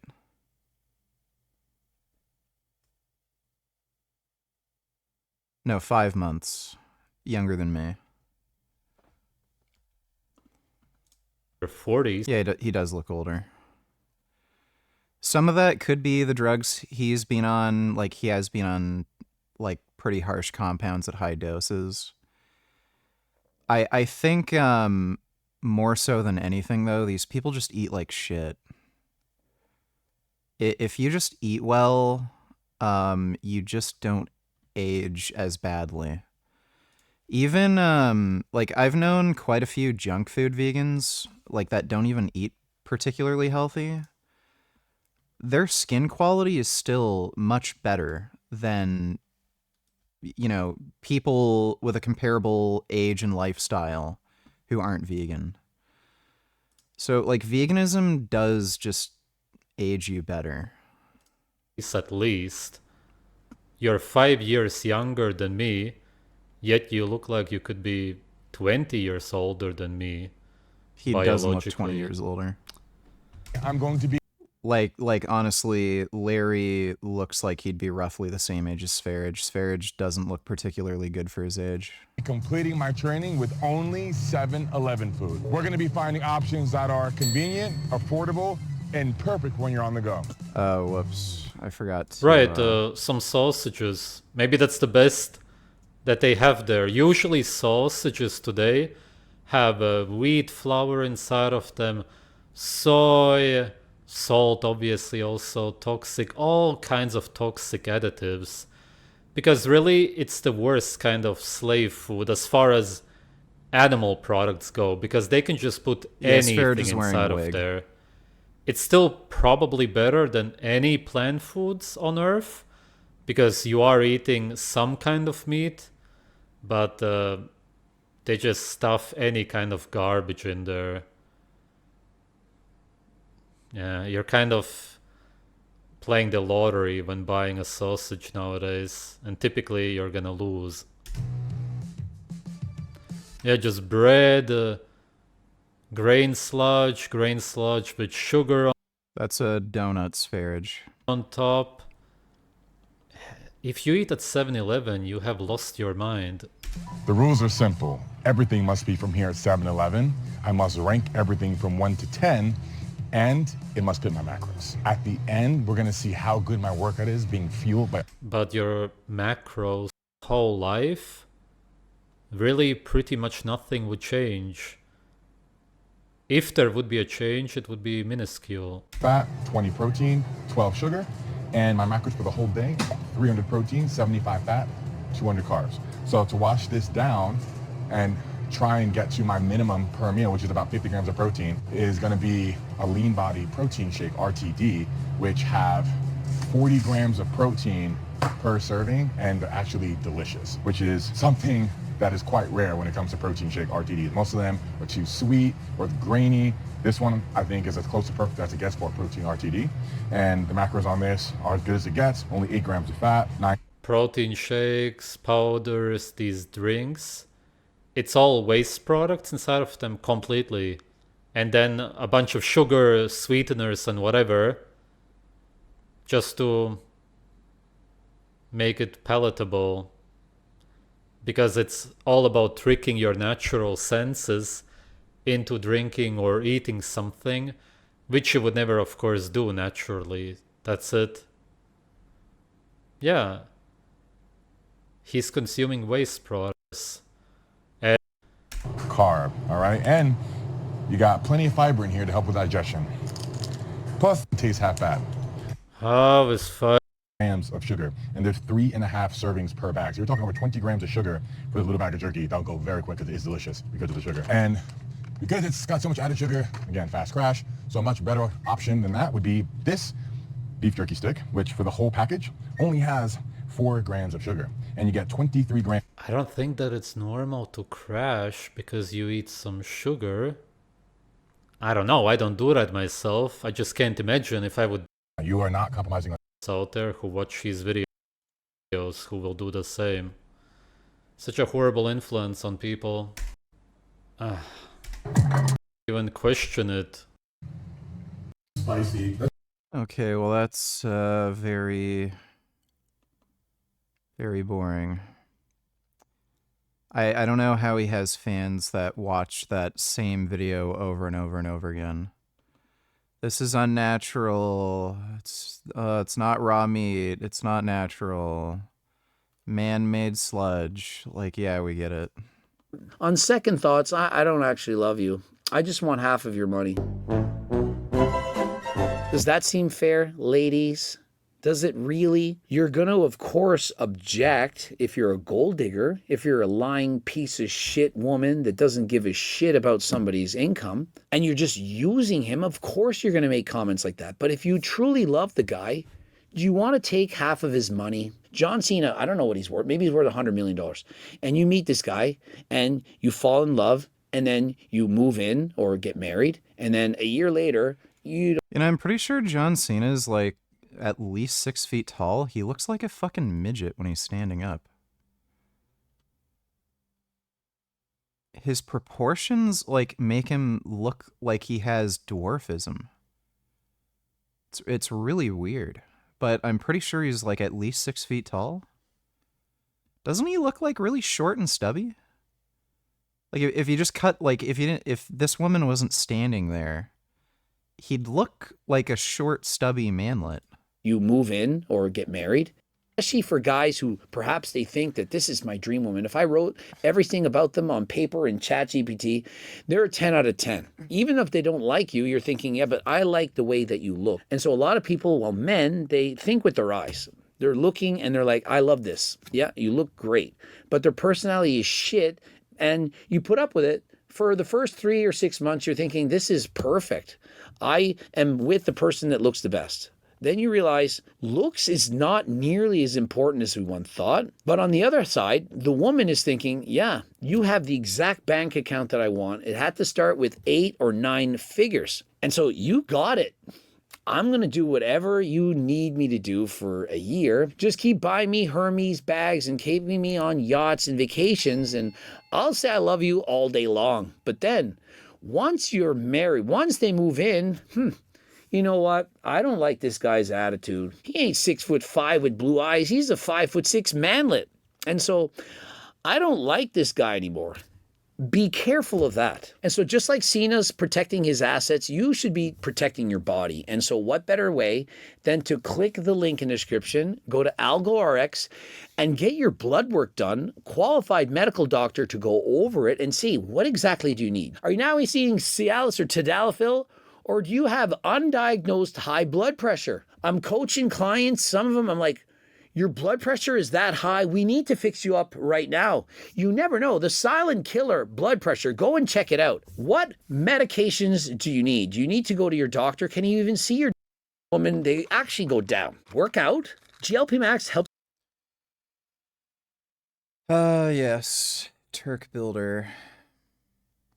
I take at night, which includes 25 milligrams of zinc, 2 grams of astragalus, about 40 milligrams of I'm gonna apply for the paid partnership with Kick. I haven't done it yet. melatonin, and 1 gram of vitamin C.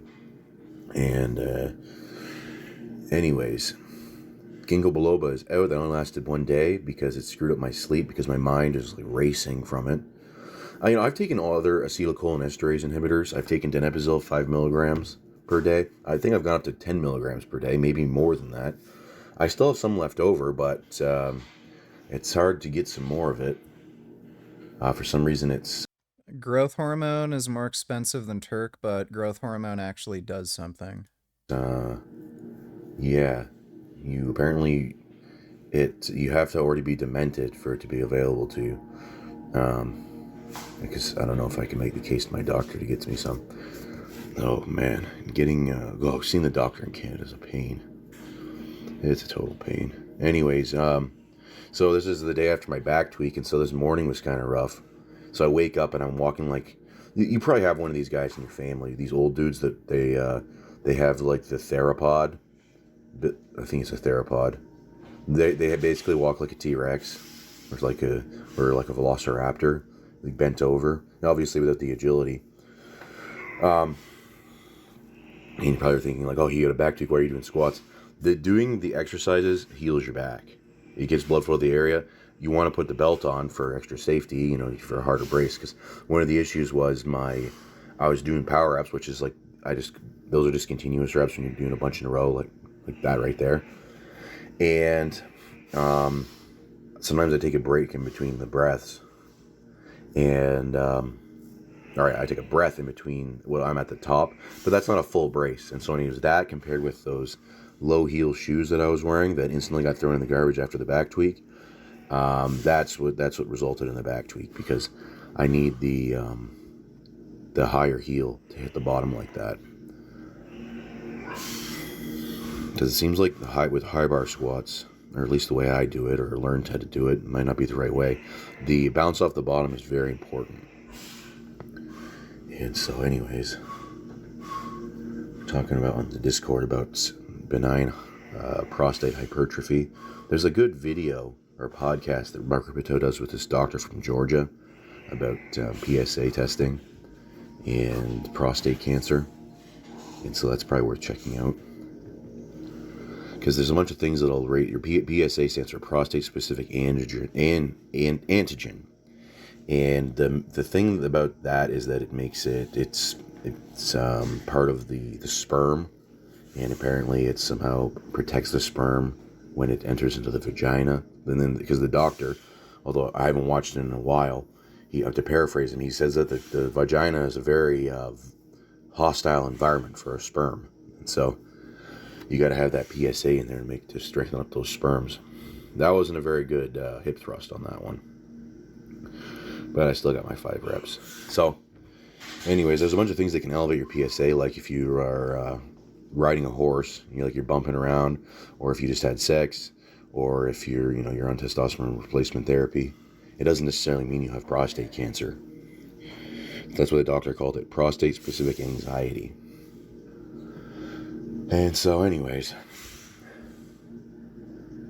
yeah,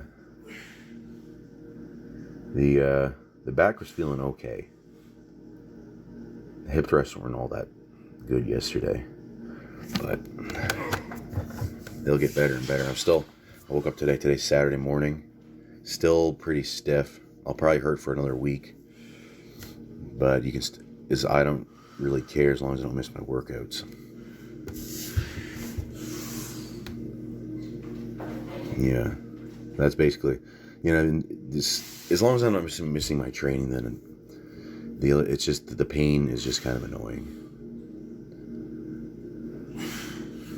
And so, anyways, if you get a back tweak, well, if it's like mine, which the first time you get it, you're not going to be feeling that good, and you're probably thinking your lifting career's over, but it's just something you got to work through, most likely. Son of a fucking bitch. Okay. Oh wait, wrong thing. Alright. That seems too loud. No, that's not the right thing. I'm gonna go back down here. No, that's still not the right thing. There we go. Goat. No, I don't talk like a silly zoomer. So we're gonna go the best. Yeah. Oh, how do you save? No. Oh, that's what you gotta do? Most effective. Wouldn't that be in GOAT? This is the freaking softening, or like the clicheing of language that the Zoomers have had. Stupid/dangerous. Well, you know what? Okay, so it's actually okay, but the most effective and the best. This one just needs to go. Most effective. That sounds like I'm some sort of. Oh man, the fucking internet keeps cutting out. This fucking son of a bitch internet. This son of a fucking bitch. Oh, let's upgrade your internet. Here's a new modem. Why is it cutting out every fucking 20 minutes? Holy shit, thanks for the fucking upgrade. I think it's Rogers. Doesn't matter. There's only 2 companies in Canada. You can see there's more, but yeah, Rogers is fucking shit. Rogers is like literally evil. I'd never get Rogers internet if I could ever fucking help it. They're the most scumbag fucking company.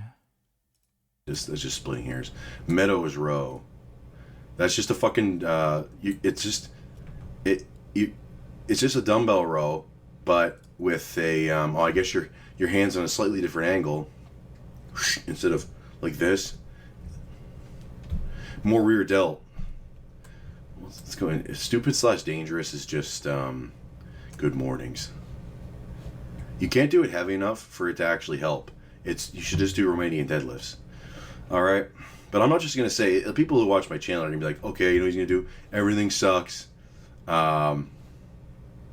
Ineffective. Let's just go. No. Let's go with this. We gotta rename this one. Silly Billy bodybuilder. Silly Billy guy posing almost naked after workout. Yeah, there we go. There we go. Neutral. There we go. Yeah, there we go. That's stupid/dangerous. No, we gotta go with the. Bell can be incompetent. Like, yeah, you can end up getting a broken used modem, but like that'll happen with any ISP. Rogers does the most scumbag shit.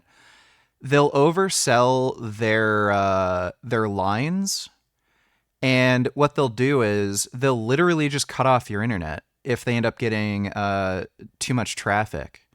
So they'll randomly select users and just turn off their fucking internet. They won't turn it back on for you, and then you have to call them, and then they'll just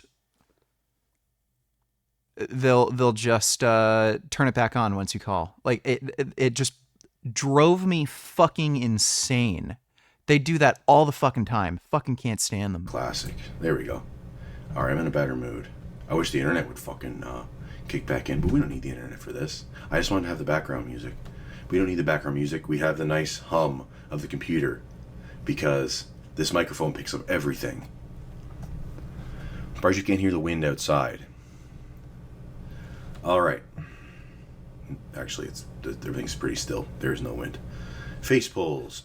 This is just some, what can we call this? Oh yes, here we go. LOL, silly, Billy, mobility, / shoulder, health, bullshit. There we go.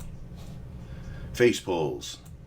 Meta rows are stupid. Yeah, that's just like a sort of sexuality reorientation exercise. Chin-ups. There's a way of doing face pulls where they're useful, but yeah, a lot of the time they're just done in a stupid way. Right here. Chin-ups are good. Most effective. Machine back extension. Yeah. That's just stupid. I don't even think the silly Billy bodybuilders do that. Bent over rows. Well, we'll put these here. Just compared to the other shit. These still suck. This is completely overrated, this exercise.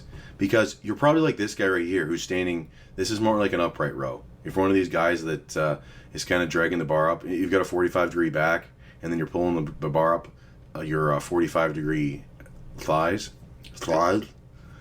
Okay. Inverted row. Oh, well. Yeah, I've been watching Buck Tow Truck for a while. He's pretty funny. He's another Canadian. Think he lives near London, Ontario. No, this is kind of like the invert. I remember I've done this before, back when I was a teenager. That's kind of like the. I think I saw some MMA guy do that. If you can't do chin ups, that's what you do. I'm not recommending that, but that's what I did. And then I got a chin up bar that hooked into the door frame, and then I just did a bunch of negatives, and eventually I was able to do a real chin up.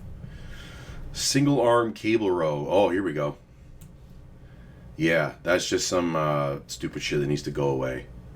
The unilateral lifts don't stress your body the same as the bilateral, or yeah, that's what it's called, bilateral lifts. I don't care what your coach says. Coach is probably. Morning. No, I don't. I run without shoes.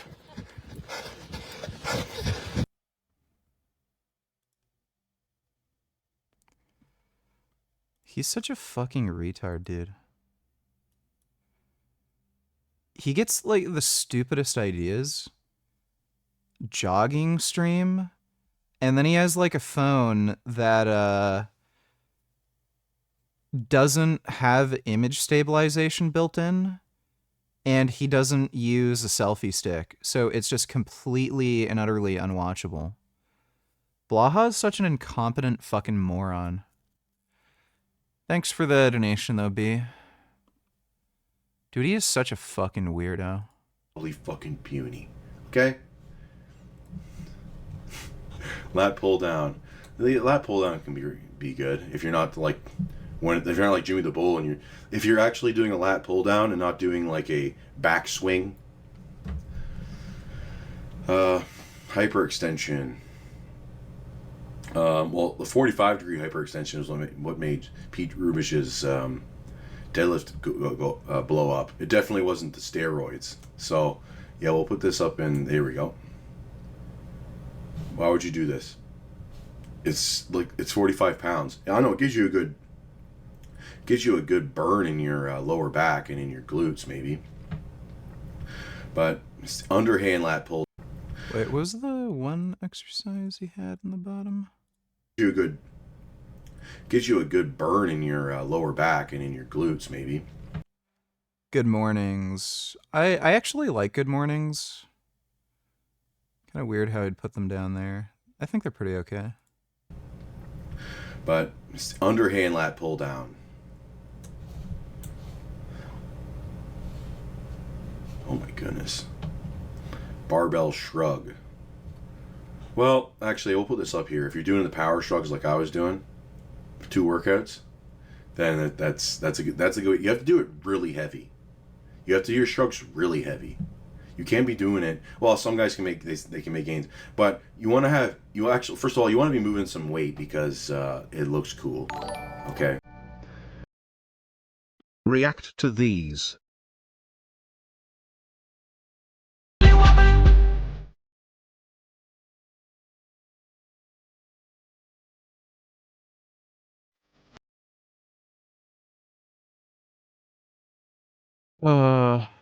Yeah. By the way, they just made this like campaign after they all got a massive pay raise. Like, it's so retarded. Female NBA players are just fucking scumbags. Everyone should just stop watching. At me as soon as I walk in and they're like, who is this guy? It's like I'm literally going to hurt somebody. Thousands of Years ago, men that looked like me came in, enslaved your family, took your women. because they looked like me. This guy is such a faggot. They were bearded. You had shaved sides. The hair like this, it's just more intimidating. If there's a gazelle and she sees a lion, she doesn't know why she's running away, but she runs away. So when I walk into a place, I'm always standing very straight. My physique It has like this powerful look to it. People are like, hey, that guy looks like a killer. People look at me. Yeah, that guy is a fucking 5'8" tall manlet fucking bitch.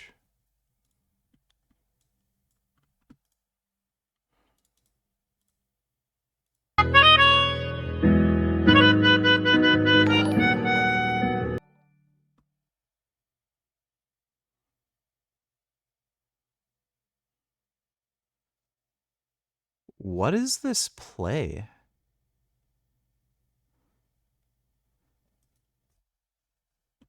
Jeez. Like, I don't understand. Why does anybody watch women's NBA? Like, none of the girls are attractive and they suck at the game. Like, you don't even want to bang them. So, like, what's the point of even watching? Thanks for the donation, vegan faggot. Eat vegan, seitan chicken, donate $2.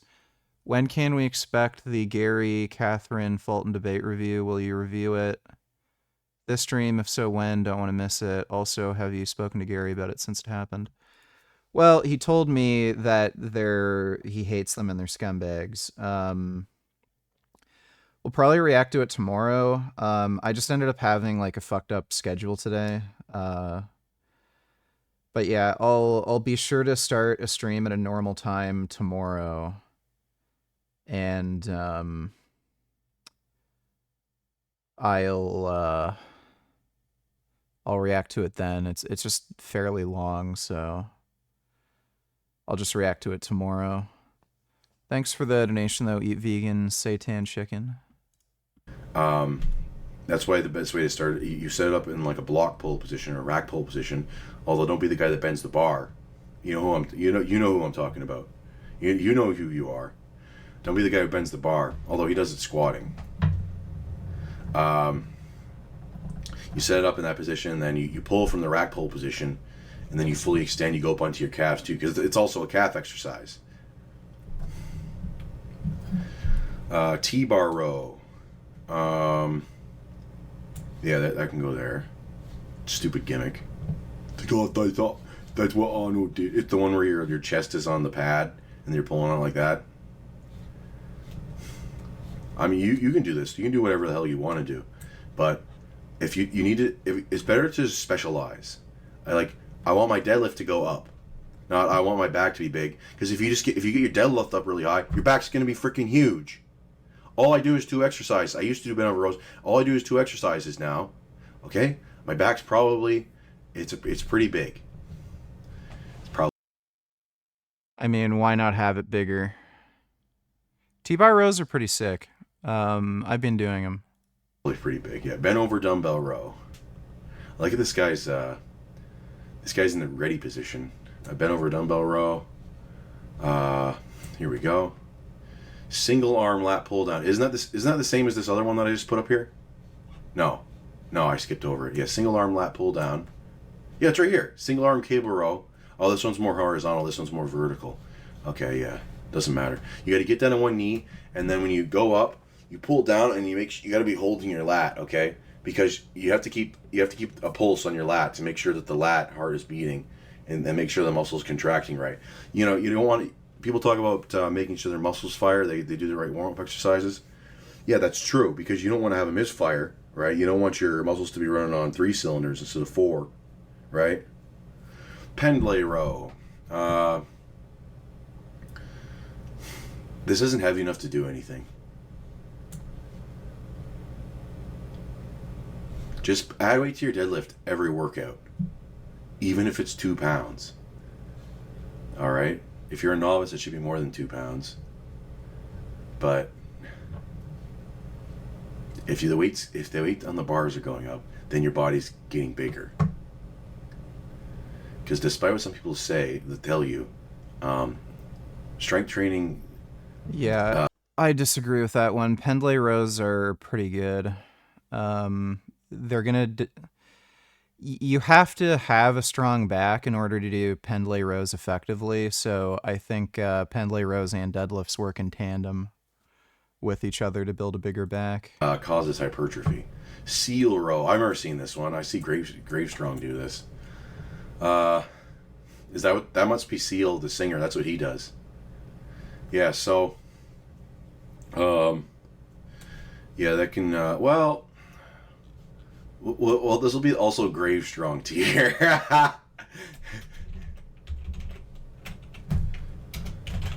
There we go. Look at that. There's shout out to my buddy. All right, we gotta do another gut measurement in a month. Okay, we'll see who the bigger man. We'll see who the better man is. Straight arm lat pull over. Oh yeah, we'll do this one here, because what they say that like works your. I remember I read this thing. It was like doing the pullovers with a dumbbell. Here's some more. I hate this fucking lying fuck. Your paycheck. It's not at least $100,000 a month. You got work to do.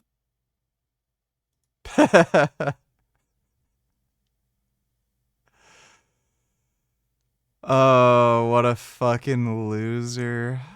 Oh, that's hilarious. Mr. $100,000 a month. And he's just flying in just normal class. Go look at your fucking pleb. What a fucking loser. Prioritize aura above everything else. Like if you can make some money but lose some aura, never do that shit. If you're playing the long game in life, just put aura at the center of everything, and everything you do, ask yourself, will this negatively or positively impact my aura? And you think about the compounding returns. People look at me as soon as I walk in and they're like, who is this guy? I look like I'm going to hurt somebody. I don't look like I walk into a place and I'm just coming to have a good time. This dude looks like a beta male faggot. Come to eat lunch. When I walk in, it's like I'm literally going to hurt somebody. The first time I ever went over to the moon, at that point, I'd only ever remote viewed on planet. I never even thought of going off planet to remote view. But then this Pleiadian being came into my room and said, there's a meeting in 2 days time and I want to take you to this meeting. And I said, okay, like I'm down. And I followed him with my astral body. Okay, where are we going? And so we're like, literally, he's traveling off planet, off planet, off planet. I'm like, oh my God, we're leaving the planet? This is even possible? Should we use air conditioner in the summer? Ideally not. You can do simple tips like grabbing a piece of cabbage, like a leaf of cabbage, putting it on your head with the hat. That will automatically cool your head. You can grab wrapped cold water, like a cloth, rinse it out, put it on your head, put it on your neck. So what I'm telling you is when that helicopter goes up to 20,000 feet and it's sitting there hovering for 4 hours, not only does it have to spin 1,000 miles an hour, it has to spin more than 1,000 miles an hour to go back to the same spot that it landed. We prioritize aura.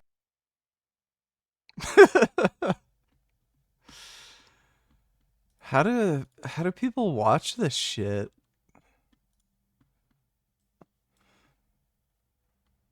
In the country. To the media or me? I feel like I'm the best player in the country.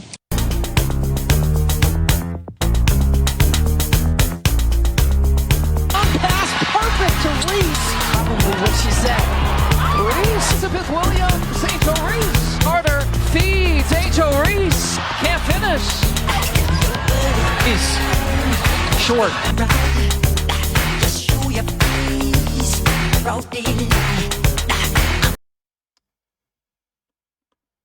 I genuinely do not understand women's NBA. Like who in the fuck would watch this? She's not hot and she sucks. Who the fuck is watching women's NBA? Or you lie on your back or this way, it expands your rib cage. Thanks for the donation, dude. Maybe it's true. That exercise, it's just a. How much time do you want to spend in the gym? Because I want to spend all the time in the gym. These people, they say working out's fun. If working out's fun, then you're not working out right. It should not be fun. It feels good to complete your workout. It feels good to PR. But if you're lifting... Seal rows are good. You know what's fucking stupid? I was looking at seal row. Like, it's just a fucking bench. I was looking at, like, benches for seal rows. So it's literally just a fucking, like, you know, bench you'd just do a bench press on, only taller. They're like $1,500 fucking dollars. It's fucking insane. Like I could probably find a fabricator to make something like that for me for like a couple $100, and then I could just put some upholstery on it. But like it's fucking crazy. Everywhere I look, they're charging like around $1,500 just for a fucking stupid bench. It's the like biggest fucking scam I've ever fucking seen. It's got to be the most overpriced fucking lifting equipment on the fucking planet. And you can basically get the next best thing by just having one of those rack attachments that you know, stick out so you can do a chest supported row. And then you've basically got something that's similar to a seal row, but seal row benches are just shockingly overpriced. It's fucking crazy. If you're doing it right, it's probably not fun. Machine row. This is... There are 3-in-1 that are cheaper. Well, where? Like, if you know where I could find a seal row bench that's cheap. Well, I kind of want to put... This is like the Sulek tier. I like Sam Sulek, but I wouldn't do any of this stupid shit. We'll put this here. Cable row. I haven't liked any of the machine rows. This is another thing. It's like it's the same thing. It's this one. Oh, pull-ups. Oh, it's like people say pull-ups and chin-ups are different. You're pulling and your chin is going up in both of them. Neutral grip pull-ups. That's why a pull-up and a chin-up is the same thing. It's just it's like this is supinated. Well, if you were like a normal person that could supinate their hand fully, okay, this is supinated, pronated, neutral. And the best one to do is the supinated grip because it trains both bicep heads or muscles. Because one of the functions of the bicep is to supinate the hand. Pull-ups. Oh my goodness! I just realized this now. Okay, chin-ups, pull-ups. Are you kidding me?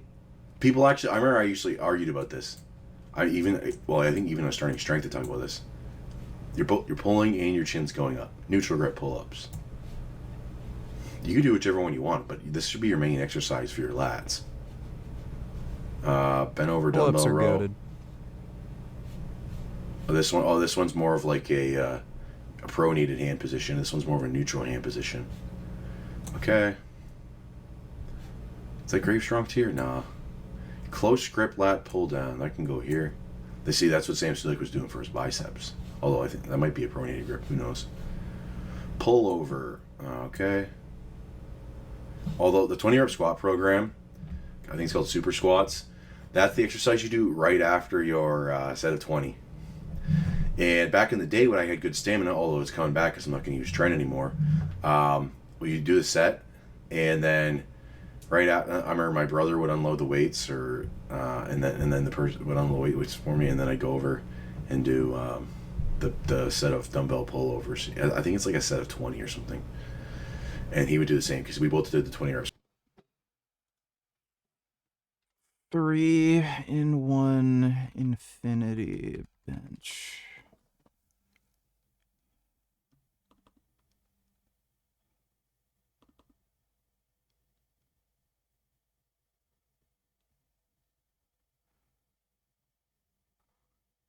Is that it?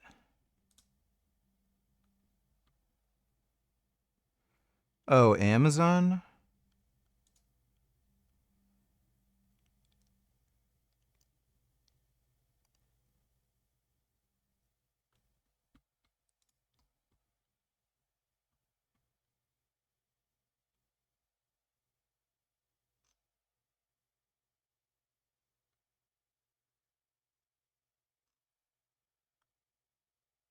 Which fucking bench are you talking about? Okay, it looks like it's Amazon. This is like a weird... Okay, I'll look on Amazon. Squat program at the same time. Single arm dumbbell row. Are you kidding me? Are you kidding me? Dumbbell shrug. Okay. Well, that was pretty easy. Where's deadlift? Deadlift isn't in the back training, the best back exercises. Are you fucking kidding me? It has 3 dumbbell rows. It has 3 different stupid chin-up things. 3 freaking lat pull-downs. The seal row, back extension. It has back extension, but it doesn't have deadlift. Well, there you go, guys. Apparently, whoever designed this thing, I don't know, Billy the Silly, MS, that's who did it, Michael Silly Billy. He, I guess he's concluded that... I literally can't find the bench you're fucking talking about. I'm seeing some that have like a chest support thing, but you wouldn't be able to do seal rows with a barbell because the adjustment thing like gets in the way.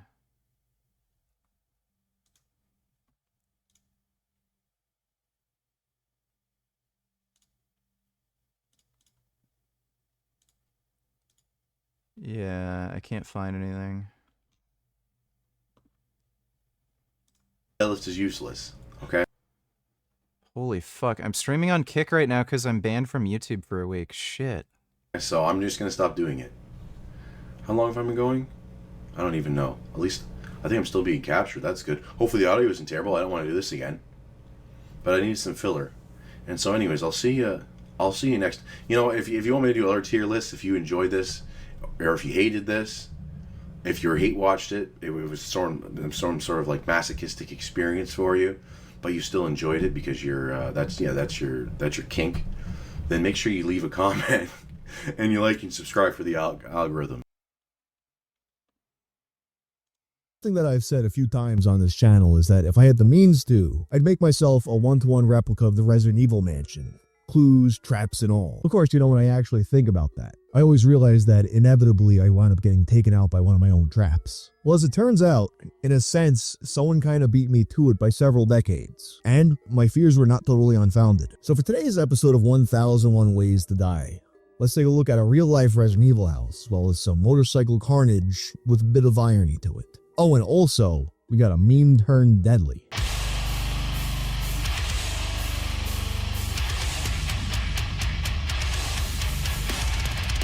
This video is sponsored by Helix. Helix makes premium mattresses and bedding custom fit to your needs and shipped right to your door. Everyone sleeps differently, so Helix has you take a sleep quiz to match your body. 2011. Over 500 motorcyclists gathered in the town of Onondaga, New York. As they had done every independent... His new mic sounds like fucking shit. What in the Is that one of the Shure mics? I can't even see it. It's like muffled as fuck. It's like there's like parts of the tone missing. As they had done every Independence Day weekend for the past 11 years. Why? To protest against the oppressive laws mandating motorcycle helmets. Now, of course, it's no secret that motorcycles can be a little bit dangerous sometimes. According to the U.S. Department of Transportation in 2022, the mortality rate for motorcyclists was 22 times that of people in cars. And there's a lot of factors involved. such as, for instance, the people in cars not paying attention for the motorcyclists, as well as speeding. Another big one, of course, is helmets. There's some reports estimating that they prevent as many as 37% of motorcycle-related fatalities, with an even higher rate of them just preventing brain damage. Due to this discrepancy, several states, including New York, legally mandate wearing a motorcycle helmet. But of course, motorcycles are largely aware of the risks that they take, and some say it should be their choice whether or not they wear a helmet. You know, if you want to take the risk, it's your right to do it. Whether or not, a person wears a helmet, government should not be involved in that.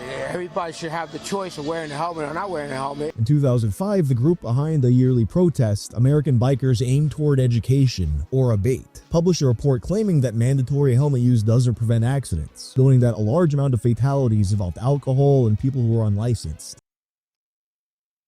That doesn't mean helmets are a bad idea. Furthermore, they believe that these issues could be better addressed by mandatory motorcycle safety courses during the licensing process. While they encouraged people to voluntarily wear helmets, they were opposed to mandating them, and they applied those rules to the protest. So while some of the 500 bikers wore helmets, many didn't, including a 55-year-old man named Philip Contos. And unfortunately, Philip would be the victim of the very first accident in the history of this event. That day, Philip was on Route 11 riding a 1983 Harley-Davidson. According to some reports, this wasn't the bike that he usually rode, which might have led to what happens next. Some witnesses reported seeing the laces of his boots get caught on a chain.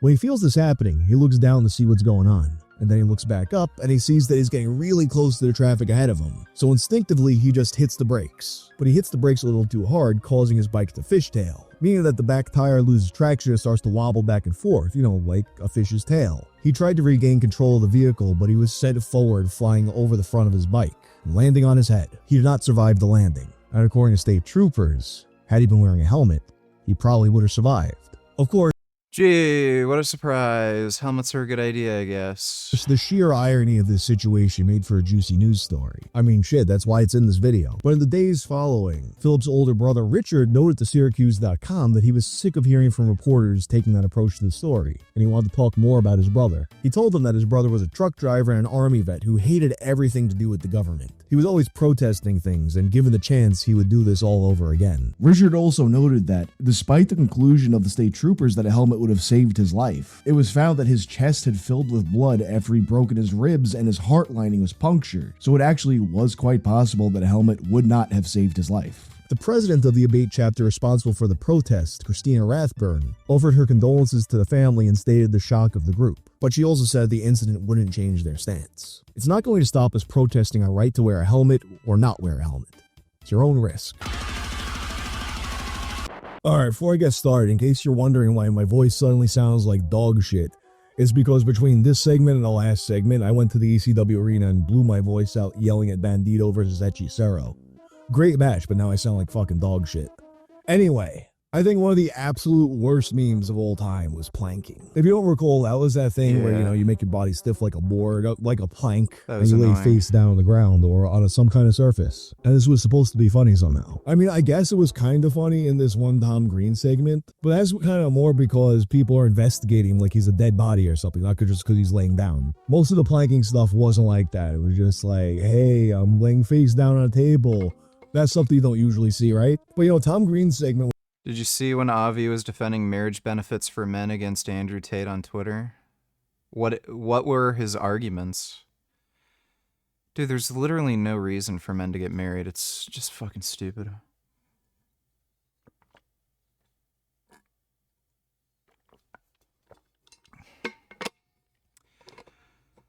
All you need is an automatic vacuum and some porn, and you basically got a wife right there.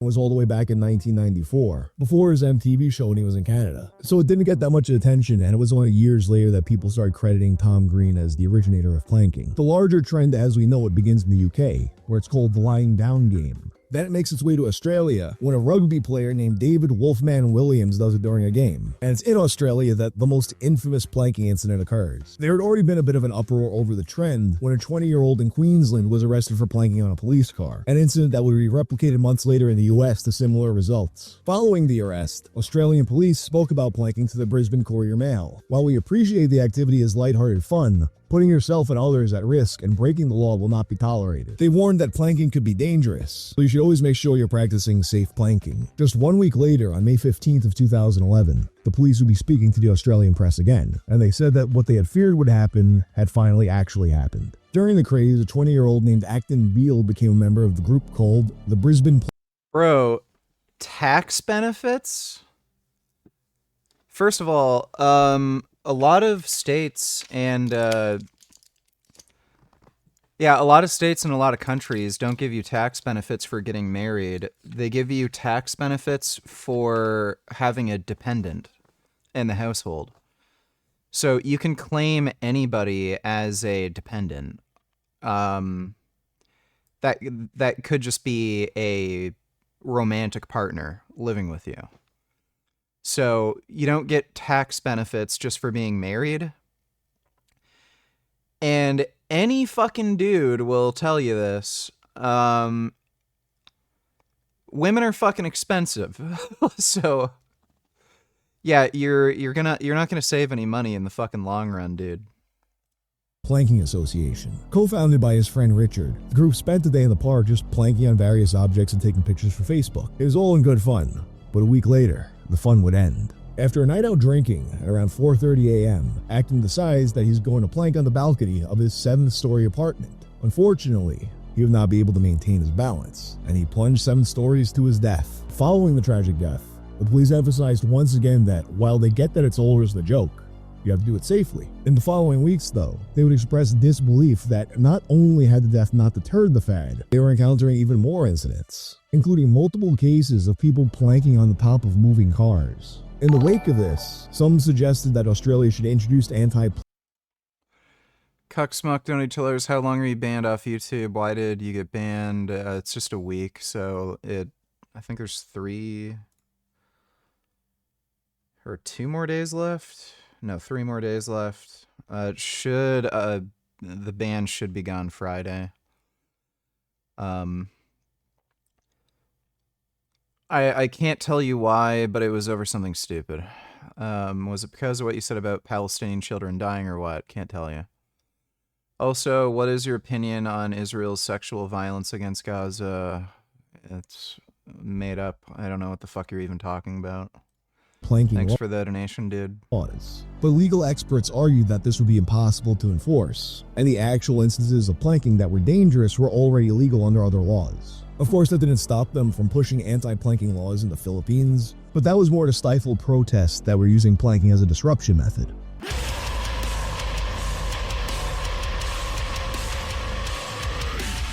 As I said in the intro, I've often thought about what it would be like to live in a real-life Resident Evil house. Of course, it's not realistic. And whenever I've sat around and actually thought about it, I realized that I would almost certainly die from one of my traps. Like, oh yeah, sure, I know I gotta put the broken shotgun.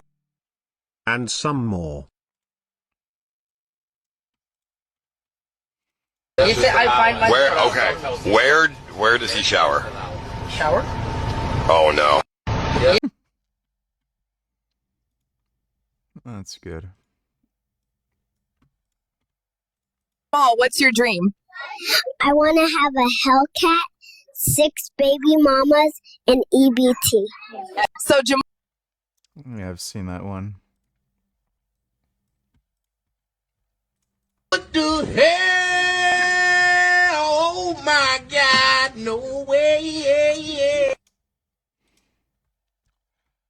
That's just annoying. Thanks for the donation, vegan faggot. Where I took the regular shotgun from, or else it's going to be a Justin sandwich. But if I wander in my Resident Evil house at 4 a.m. drunk off my ass, maybe I won't know where I put my broken shotgun. Recipe for disaster. Little did I know, there's a man decades earlier who had already lived this proof of concept, although for very different reasons. The year's 2002. A small town in Belgium named Pont de Loup, and I guess now's the time when I need to give my obligatory disclaimer that I'm going to butcher absolutely every French name in this story. Police arrive on the scene to investigate reports of a loud bang emanating from the home of a 79-year-old man named Louis Steffi. When they enter the building, they discover his dead body, sat up against a dresser, bleeding from a gunshot to the neck. An apparent suicide, a sad end for a retired engineer, and a father of 14 with 37 grandchildren. To make sure they've covered all their bases, the police begin to investigate the home for signs of foul play. And as one of the detectives opens a wooden chest, His life flashes before his eyes as a gunshot rings right next to his head. He was mere inches from having his head blown smooth off. It was clear that this was no mere suicide. Realizing that they're in over their heads, they call in a military bomb squad. Over the course of a 3-week investigation, they discovered and disarmed 19 traps that Louis had built inside the house. While most of them were similar to the one that had taken his life, that being tripwires rigged up with fishing line, some of the traps were a bit more novel, such as a case of beer rigged up to a weight mechanism. You take one beer. So this guy was a retard and he killed himself with the traps he made. And it's fine. But if you start to take more, the case suddenly doesn't have the amount of weight it needs to depress the button. And when that happens, it goes off. Assisting the men in disarming the booby-trapped house were pages of notes left by Louis. But of course, he didn't just write down, okay, shotgun number 1 is over here, shotgun number 2 is over there. No, he left them a series of clues and riddles, like actually something out of survival horror. For instance, one of the clues read, cheaper by the dozen. This led them to a trap that was rigged up to a bunch of plates, a reference to a scene from the movie Cheaper by the Dozen. I have to note that in a lot of the reporting about this, I'm Oh, so he killed himself and then left traps for the police?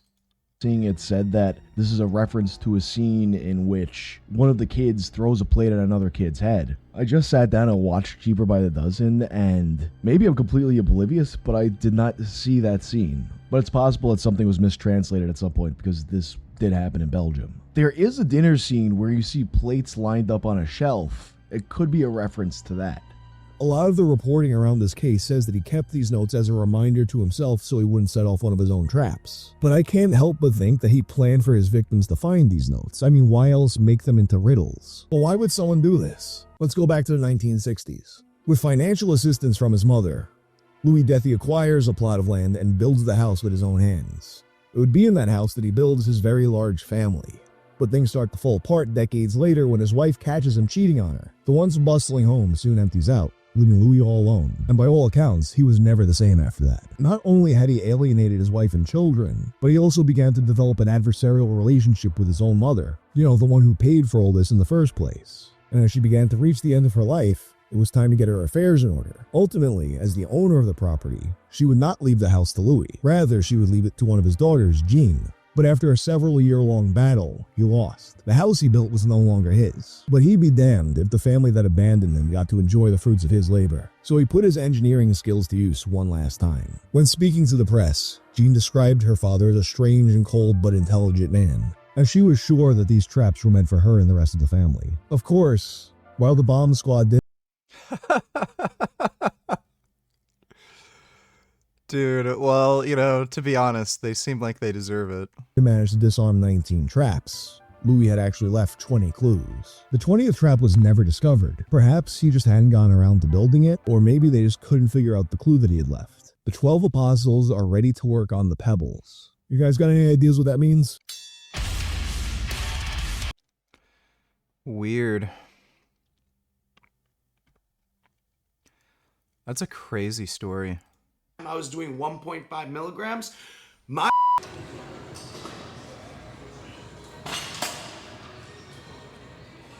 guys, if you are blasting so much Retta that you can't. Ayo, good morning, YouTube. Welcome back to another video. It is early Sunday morning. The whole. Yeah, I'm probably gonna get a leg press machine. I'm not sure what kind of time frame. I might like go all in and get like a really good expensive Atlantis machine. And I think they have a waiting list where they're kind of built to order, so I think it might take a year to even get it, like, after it's ordered.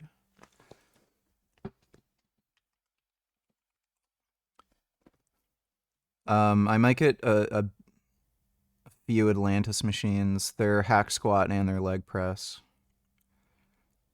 But, you know, if it's... like, the issue is...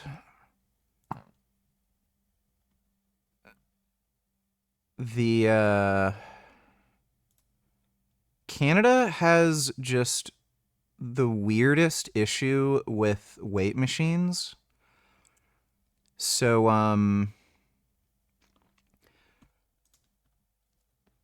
if I could get a pretty good machine for very cheap, it would kind of make sense. But here, for whatever reason, they have like a lot of like mid to low tier machines that are fairly expensive. So it's like, okay, is it worth getting something that I'm not going to be perfectly happy with for like 3 or 4 grand, or should I spend like 10 grand or 15 grand on something that's like amazing? So yeah, I was looking at their Hack Squat Pro. They also have the unilateral leg press and 40-degree leg press.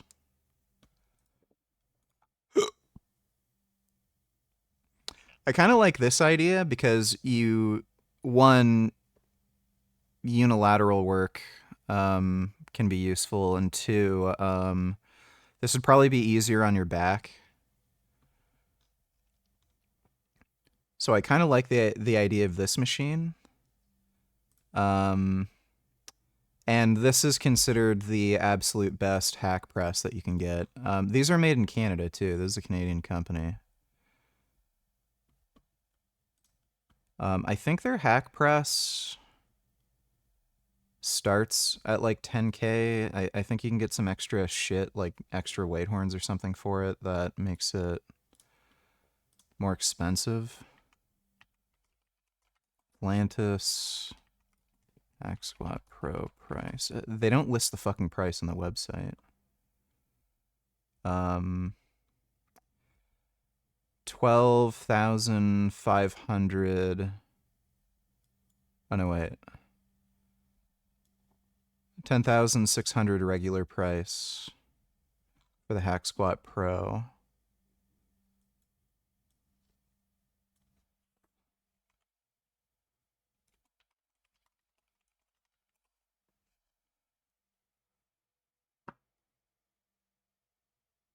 About 7,500 for their 40-degree leg press, which again, for Canada, it's not that bad because you can get like a mid leg press. Like it's going to cost you like around 5 grand anyway. So like spending an extra 2,500 bucks for like the absolute best equipment, the price is kind of justifiable.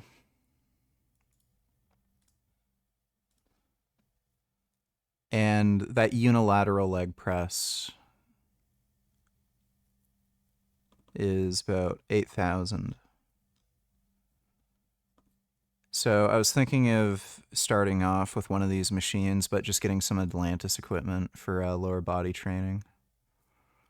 And then I think I'm just going to get a Smith machine and functional trainer, and that'll pretty much be it for the weight training equipment that I want.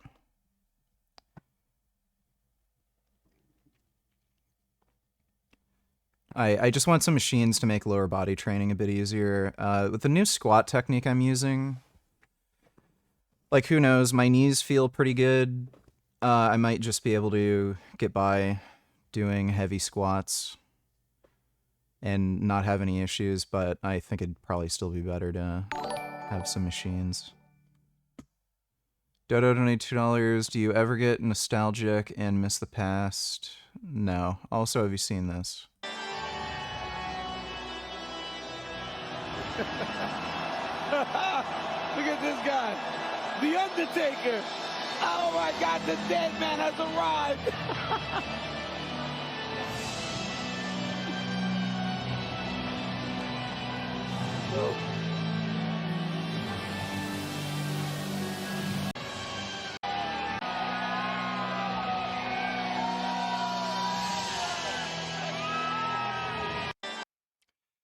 I really don't like Israel Adesanya. He's a fucking weird creep dickhead. Thanks for the donation though, Dodo. What's the new squat technique? I'm just putting the bar lower on my back. It's like a low bar position. And I'm just being very careful on the descent where I place my knees just to avoid pain. So my knees start out like further back, and then I might pitch them forward a little bit more towards the end, but it's just a technique to just avoid any kind of knee pain. But it's feeling pretty good, and I'm getting good quad activation out of it. Holy day. Today, I'm going to be going over 3 things I wish I knew before and during the start of my Reddit True Tide cycles. You guys know that I've been on Reddit True Tide for the past 4 months for this cut. We have titrated the dose up to about 3.5 milligrams right now. We are going to get our little boy River. You want to go for a walk? A walk outside? Yeah. Wow. Just got home from the walk, but I told you, I've been on Reddit True Tide. We are pushing this cut as hard as we can for the next 3 weeks because my girlfriend competes in 3 weeks. So we are holding nothing back. So right in the morning, we obviously do our 2 IUs of growth hormone. We do the new glow stack, which is TB500, BPC157. Cucksmuck donated, can you give us a hint on why you got banned? No. What do you think the world would be like when Trump dies and JD Vance gets in? Who knows? Like, JD Vance is a kiss ass, so he clearly disagrees with Trump politically. Like, a couple years ago, before he became the vice presidential nominee, he called Trump America's Hitler.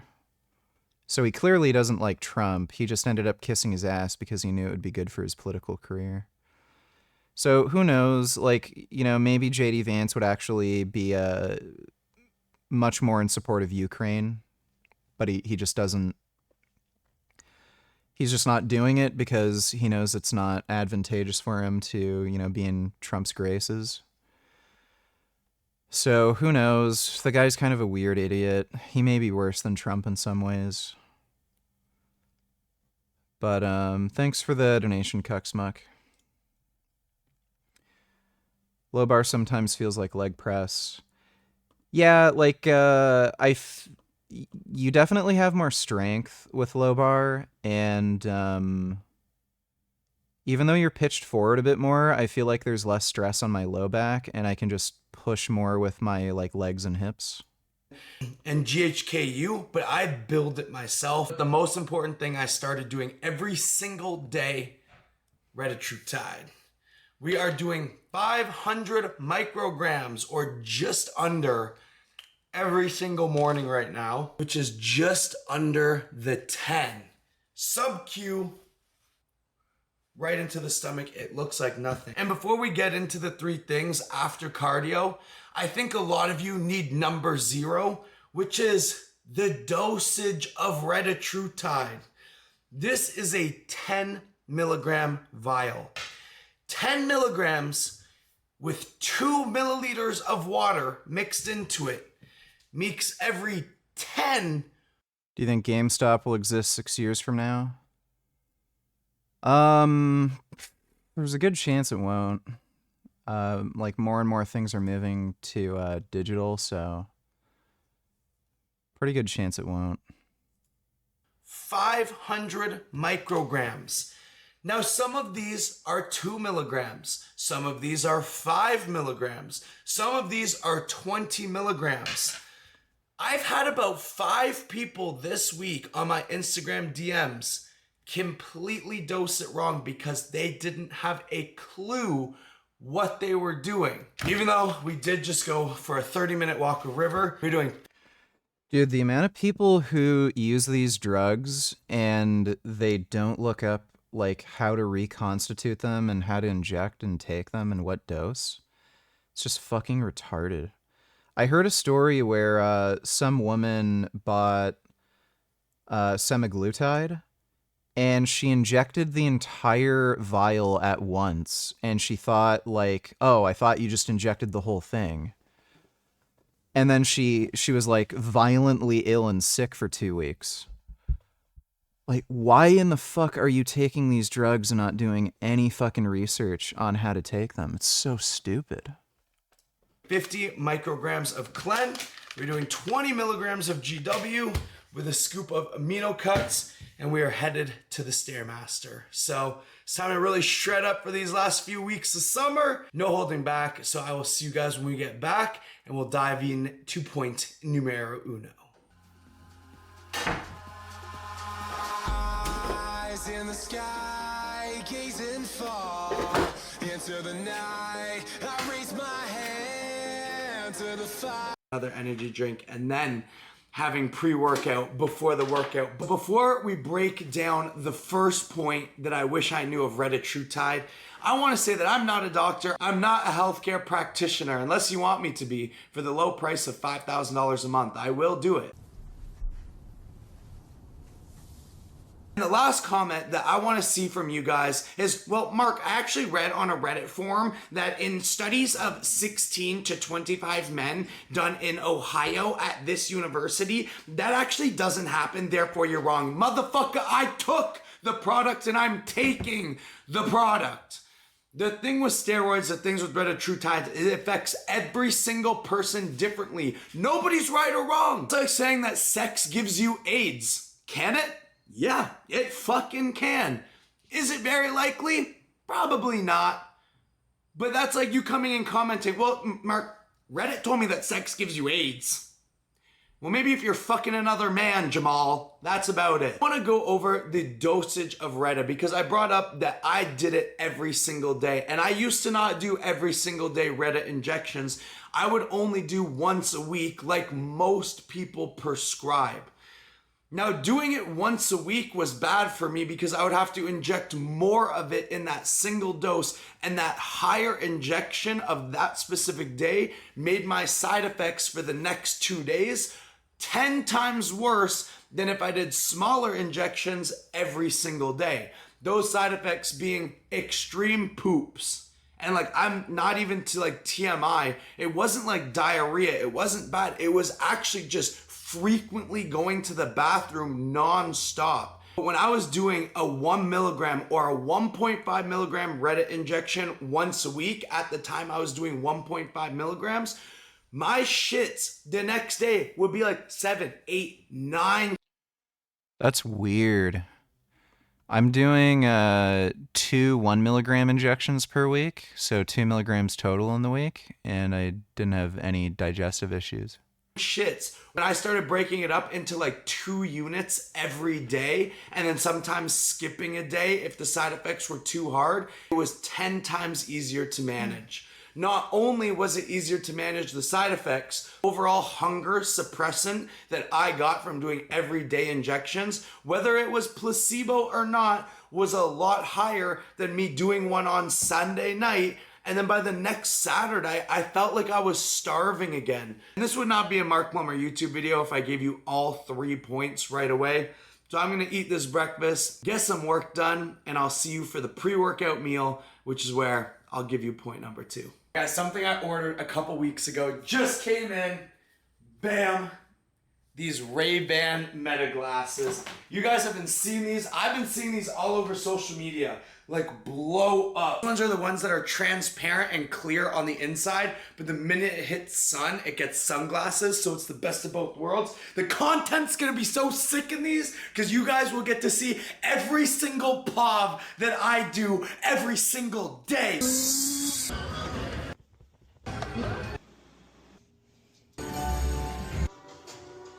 Orbs, nice. Literally look like Clark Kent in these things. Like, you can't even tell. It's like normal guy, another normal guy with glasses. Fucking hyped up, guys. So it's almost time to cook our pre-workout meal, and let's hit point number 2 of the Reddit True Tide. All right, guys, pre-workout time. We just have 150 grams. Fuck. River, sit. Dog. All right, correction. We have 150 grams of white rice, and we probably have about 178 grams of chicken. That's our pre-workout meal. Fast digesting carbs with not a lot of fat. And I'm gonna dump some pink Himalayan sea salt because sea salt helps your muscles contract. Obviously don't wanna have super high fat meals before you train because that slows down the digestion of what you're eating and then your performance is just absolutely shitty. If you do really wanna take your training to the next level, you could also just hire me as a coach. I'd be happy to take you for way less than $5,000 a month, only about $190. The second point of Retatrutide is going to be the tolerance level.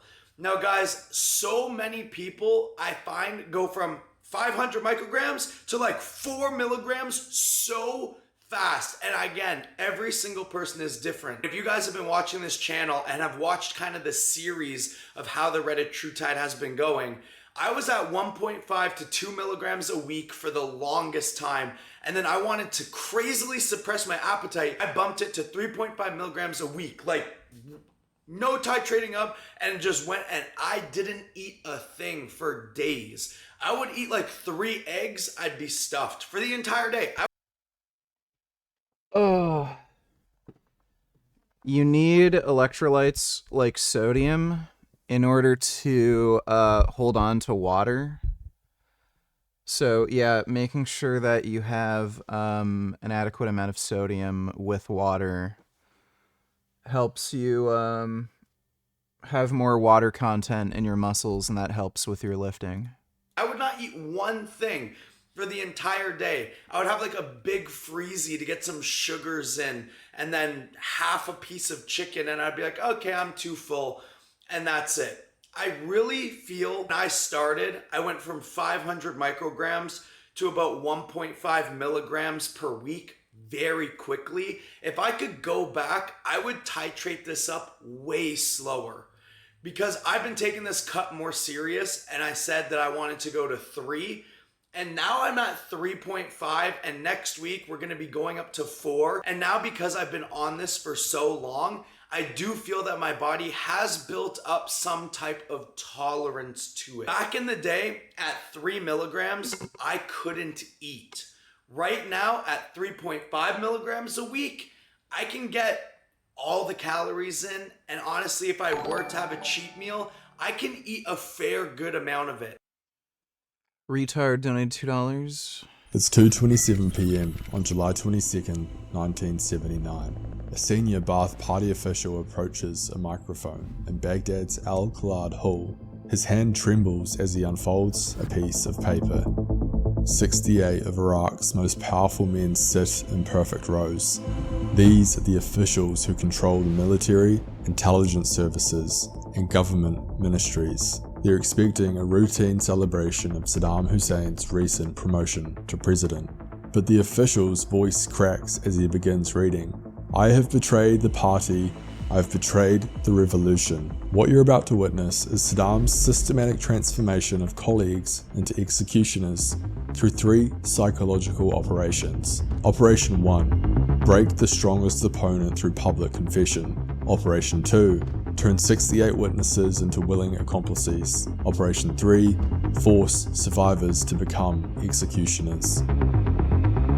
In exactly 17 minutes, these colleagues will applaud each other's death sentences. By sunset, they'll be pulling the triggers themselves.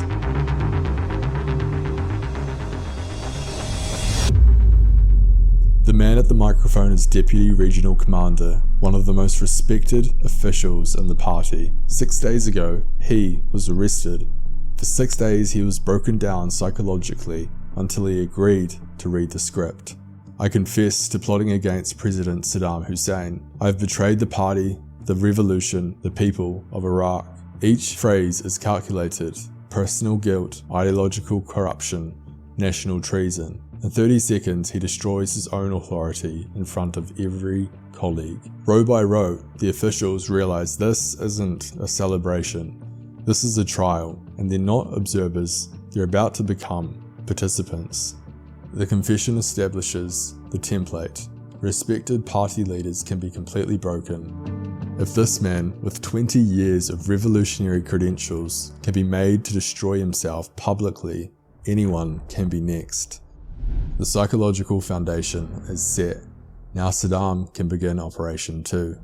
I name my co-conspirators.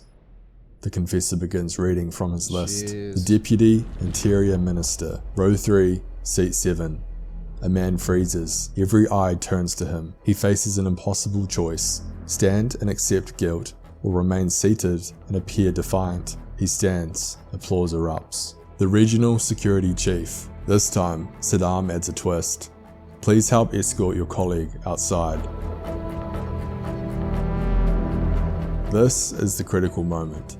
The officials aren't just watching anymore, they're participating. The man hesitates, then complies. He helps walk his colleague toward death. Third name, fourth name, fifth name. Each act of compliance makes the next one easier. Officials are automatically applauding. By the 15th, they're competing to show loyalty. The psychology is simple. Each moment of participation makes resistance harder. Watch 3 specific officials. The hesitant one. When his close friend's name is called, he freezes. Defend his friend or save himself. He chooses silence. Saddam's half-brother knows this is theatre, but must perform enthusiasm. His over-the-top applause becomes the model. The future foreign minister recognizes the manipulation but understands recognition doesn't equal immunity, so he applauds with calculated precision. 22 names called, 22 men standing. Choose and join the condemned. Fire and become forever complicit. The deputy minister recognizes his former colleague among the condemned. 417. All 46 are forever compromised by their participation. Alright. Thanks for the donation, retard. Definitely way less than before, so it's still effective. I think the perfect protocol of this stuff is using as little as possible for as long as possible. You don't need to titrate this up to 3, 4, 5 milligrams a week as fast as you possibly can to get the results. I think the best results, at least for my case, if I were gonna do this again, is do like a month at 500 micrograms a week, a month at 1, a month at 1.5, a month at 2, instead of trying to go up as fast as I did. So with that said, we're gonna eat this. And if you missed in the last video, guys, I am giving away a completely free training and PDF plan on themarkplumber.com. We also have the no pump, no filter, just roids hoodies dropping on September 11th. This is gonna be huge. They've sold out the last 4 drops. As you've seen in the other video, the quality increase on these are unbelievable. Well, that video was kind of shit. It's from a really tiny channel and his voice was annoying, so I also know the rest of the story. Unbelievable. So yesterday, and my right shoulder until exercise number 2. That is number 3. Much rather known about all of these things, but that's the thing, guys. When you run your own business, by blast, and that it's normal.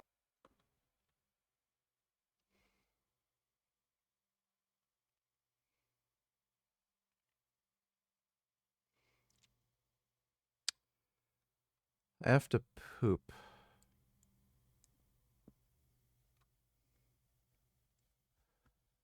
I definitely feel like I have to poop. Dodo Donators, please watch the first min. His walkouts are so good.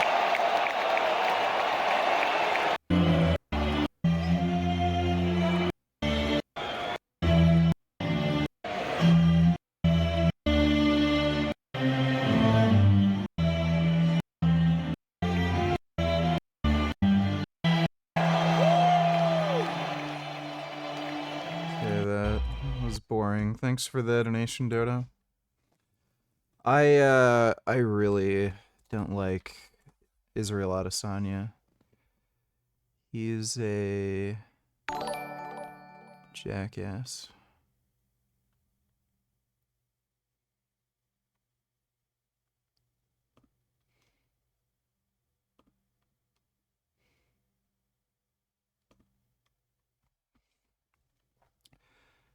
Kenny, donators, hope this helps. Let me see. Eat it!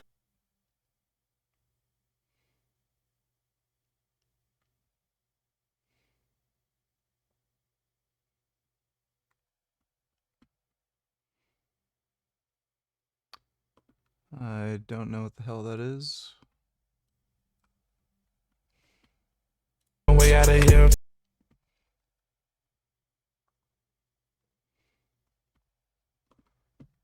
Okay.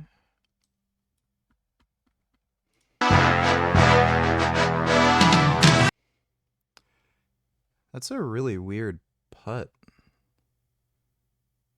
Yeah, that's a weird putting technique. Thanks for the donation, Kenny. Alright, I just got recommended this video. Mike Tren. Actually, I don't know which one.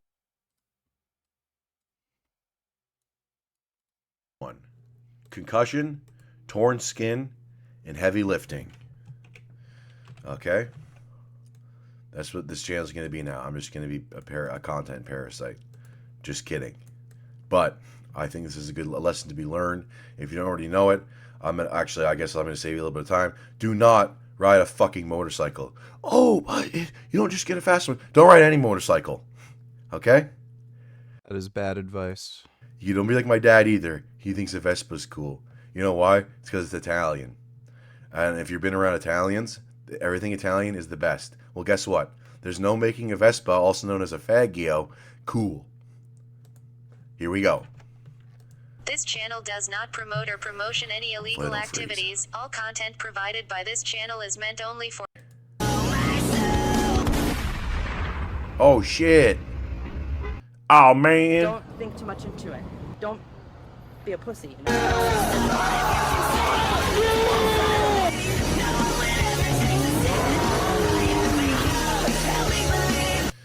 Okay. Here we go. This guy's going to explain a concussion. So the only way we make money to support these videos is by you guys buying this. Oh, orange creamsicle protein. Supplements.com. If you want to. That sounds like the least processed thing I've ever fucking heard. Support me and Mike. Love you guys. When a sudden impact occurs, the brain undergoes a rapid acceleration motion and then a deceleration. End result is this is called concussion. It's not off. You know what else sucks? AC/DC. Everyone who likes it. Everyone who likes the band's a fucking idiot. Yeah, AC/DC isn't very good. That's AC/DC, right? Yeah. Maybe it's Kiss. Mikey, going to squat some heavy ass weight. Oh my god. I can't even beat off. Yeah. Aren't you a lefty? I like the stranger danger though, the right hand. You know what I do? I don't want to know yet. It's crazy that you landed got a so girlfriend, hard in you your shouldn't be helmet when doing I that. pulled up. The fucking pieces were all over the place. Well, it's supposed to. Oh. Yeah. Then why wasn't my football helmet fucking cracking every time I'd lay someone out? The seat's missing.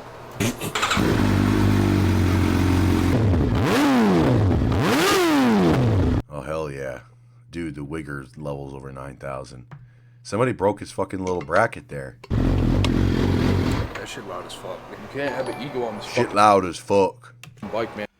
Cucksmuck Donny Tillers, I'm going to start working out and I don't want to use steroids. I'm 5'5", 120 pounds. I want to get buff as a buffalo that rapes the ranch without repercussion. Tell me what I need to eat and I am going to do heavy lifting. I'm 21. I mean nutrients. Eat food. So, yeah, food works. Maybe have some like tofu,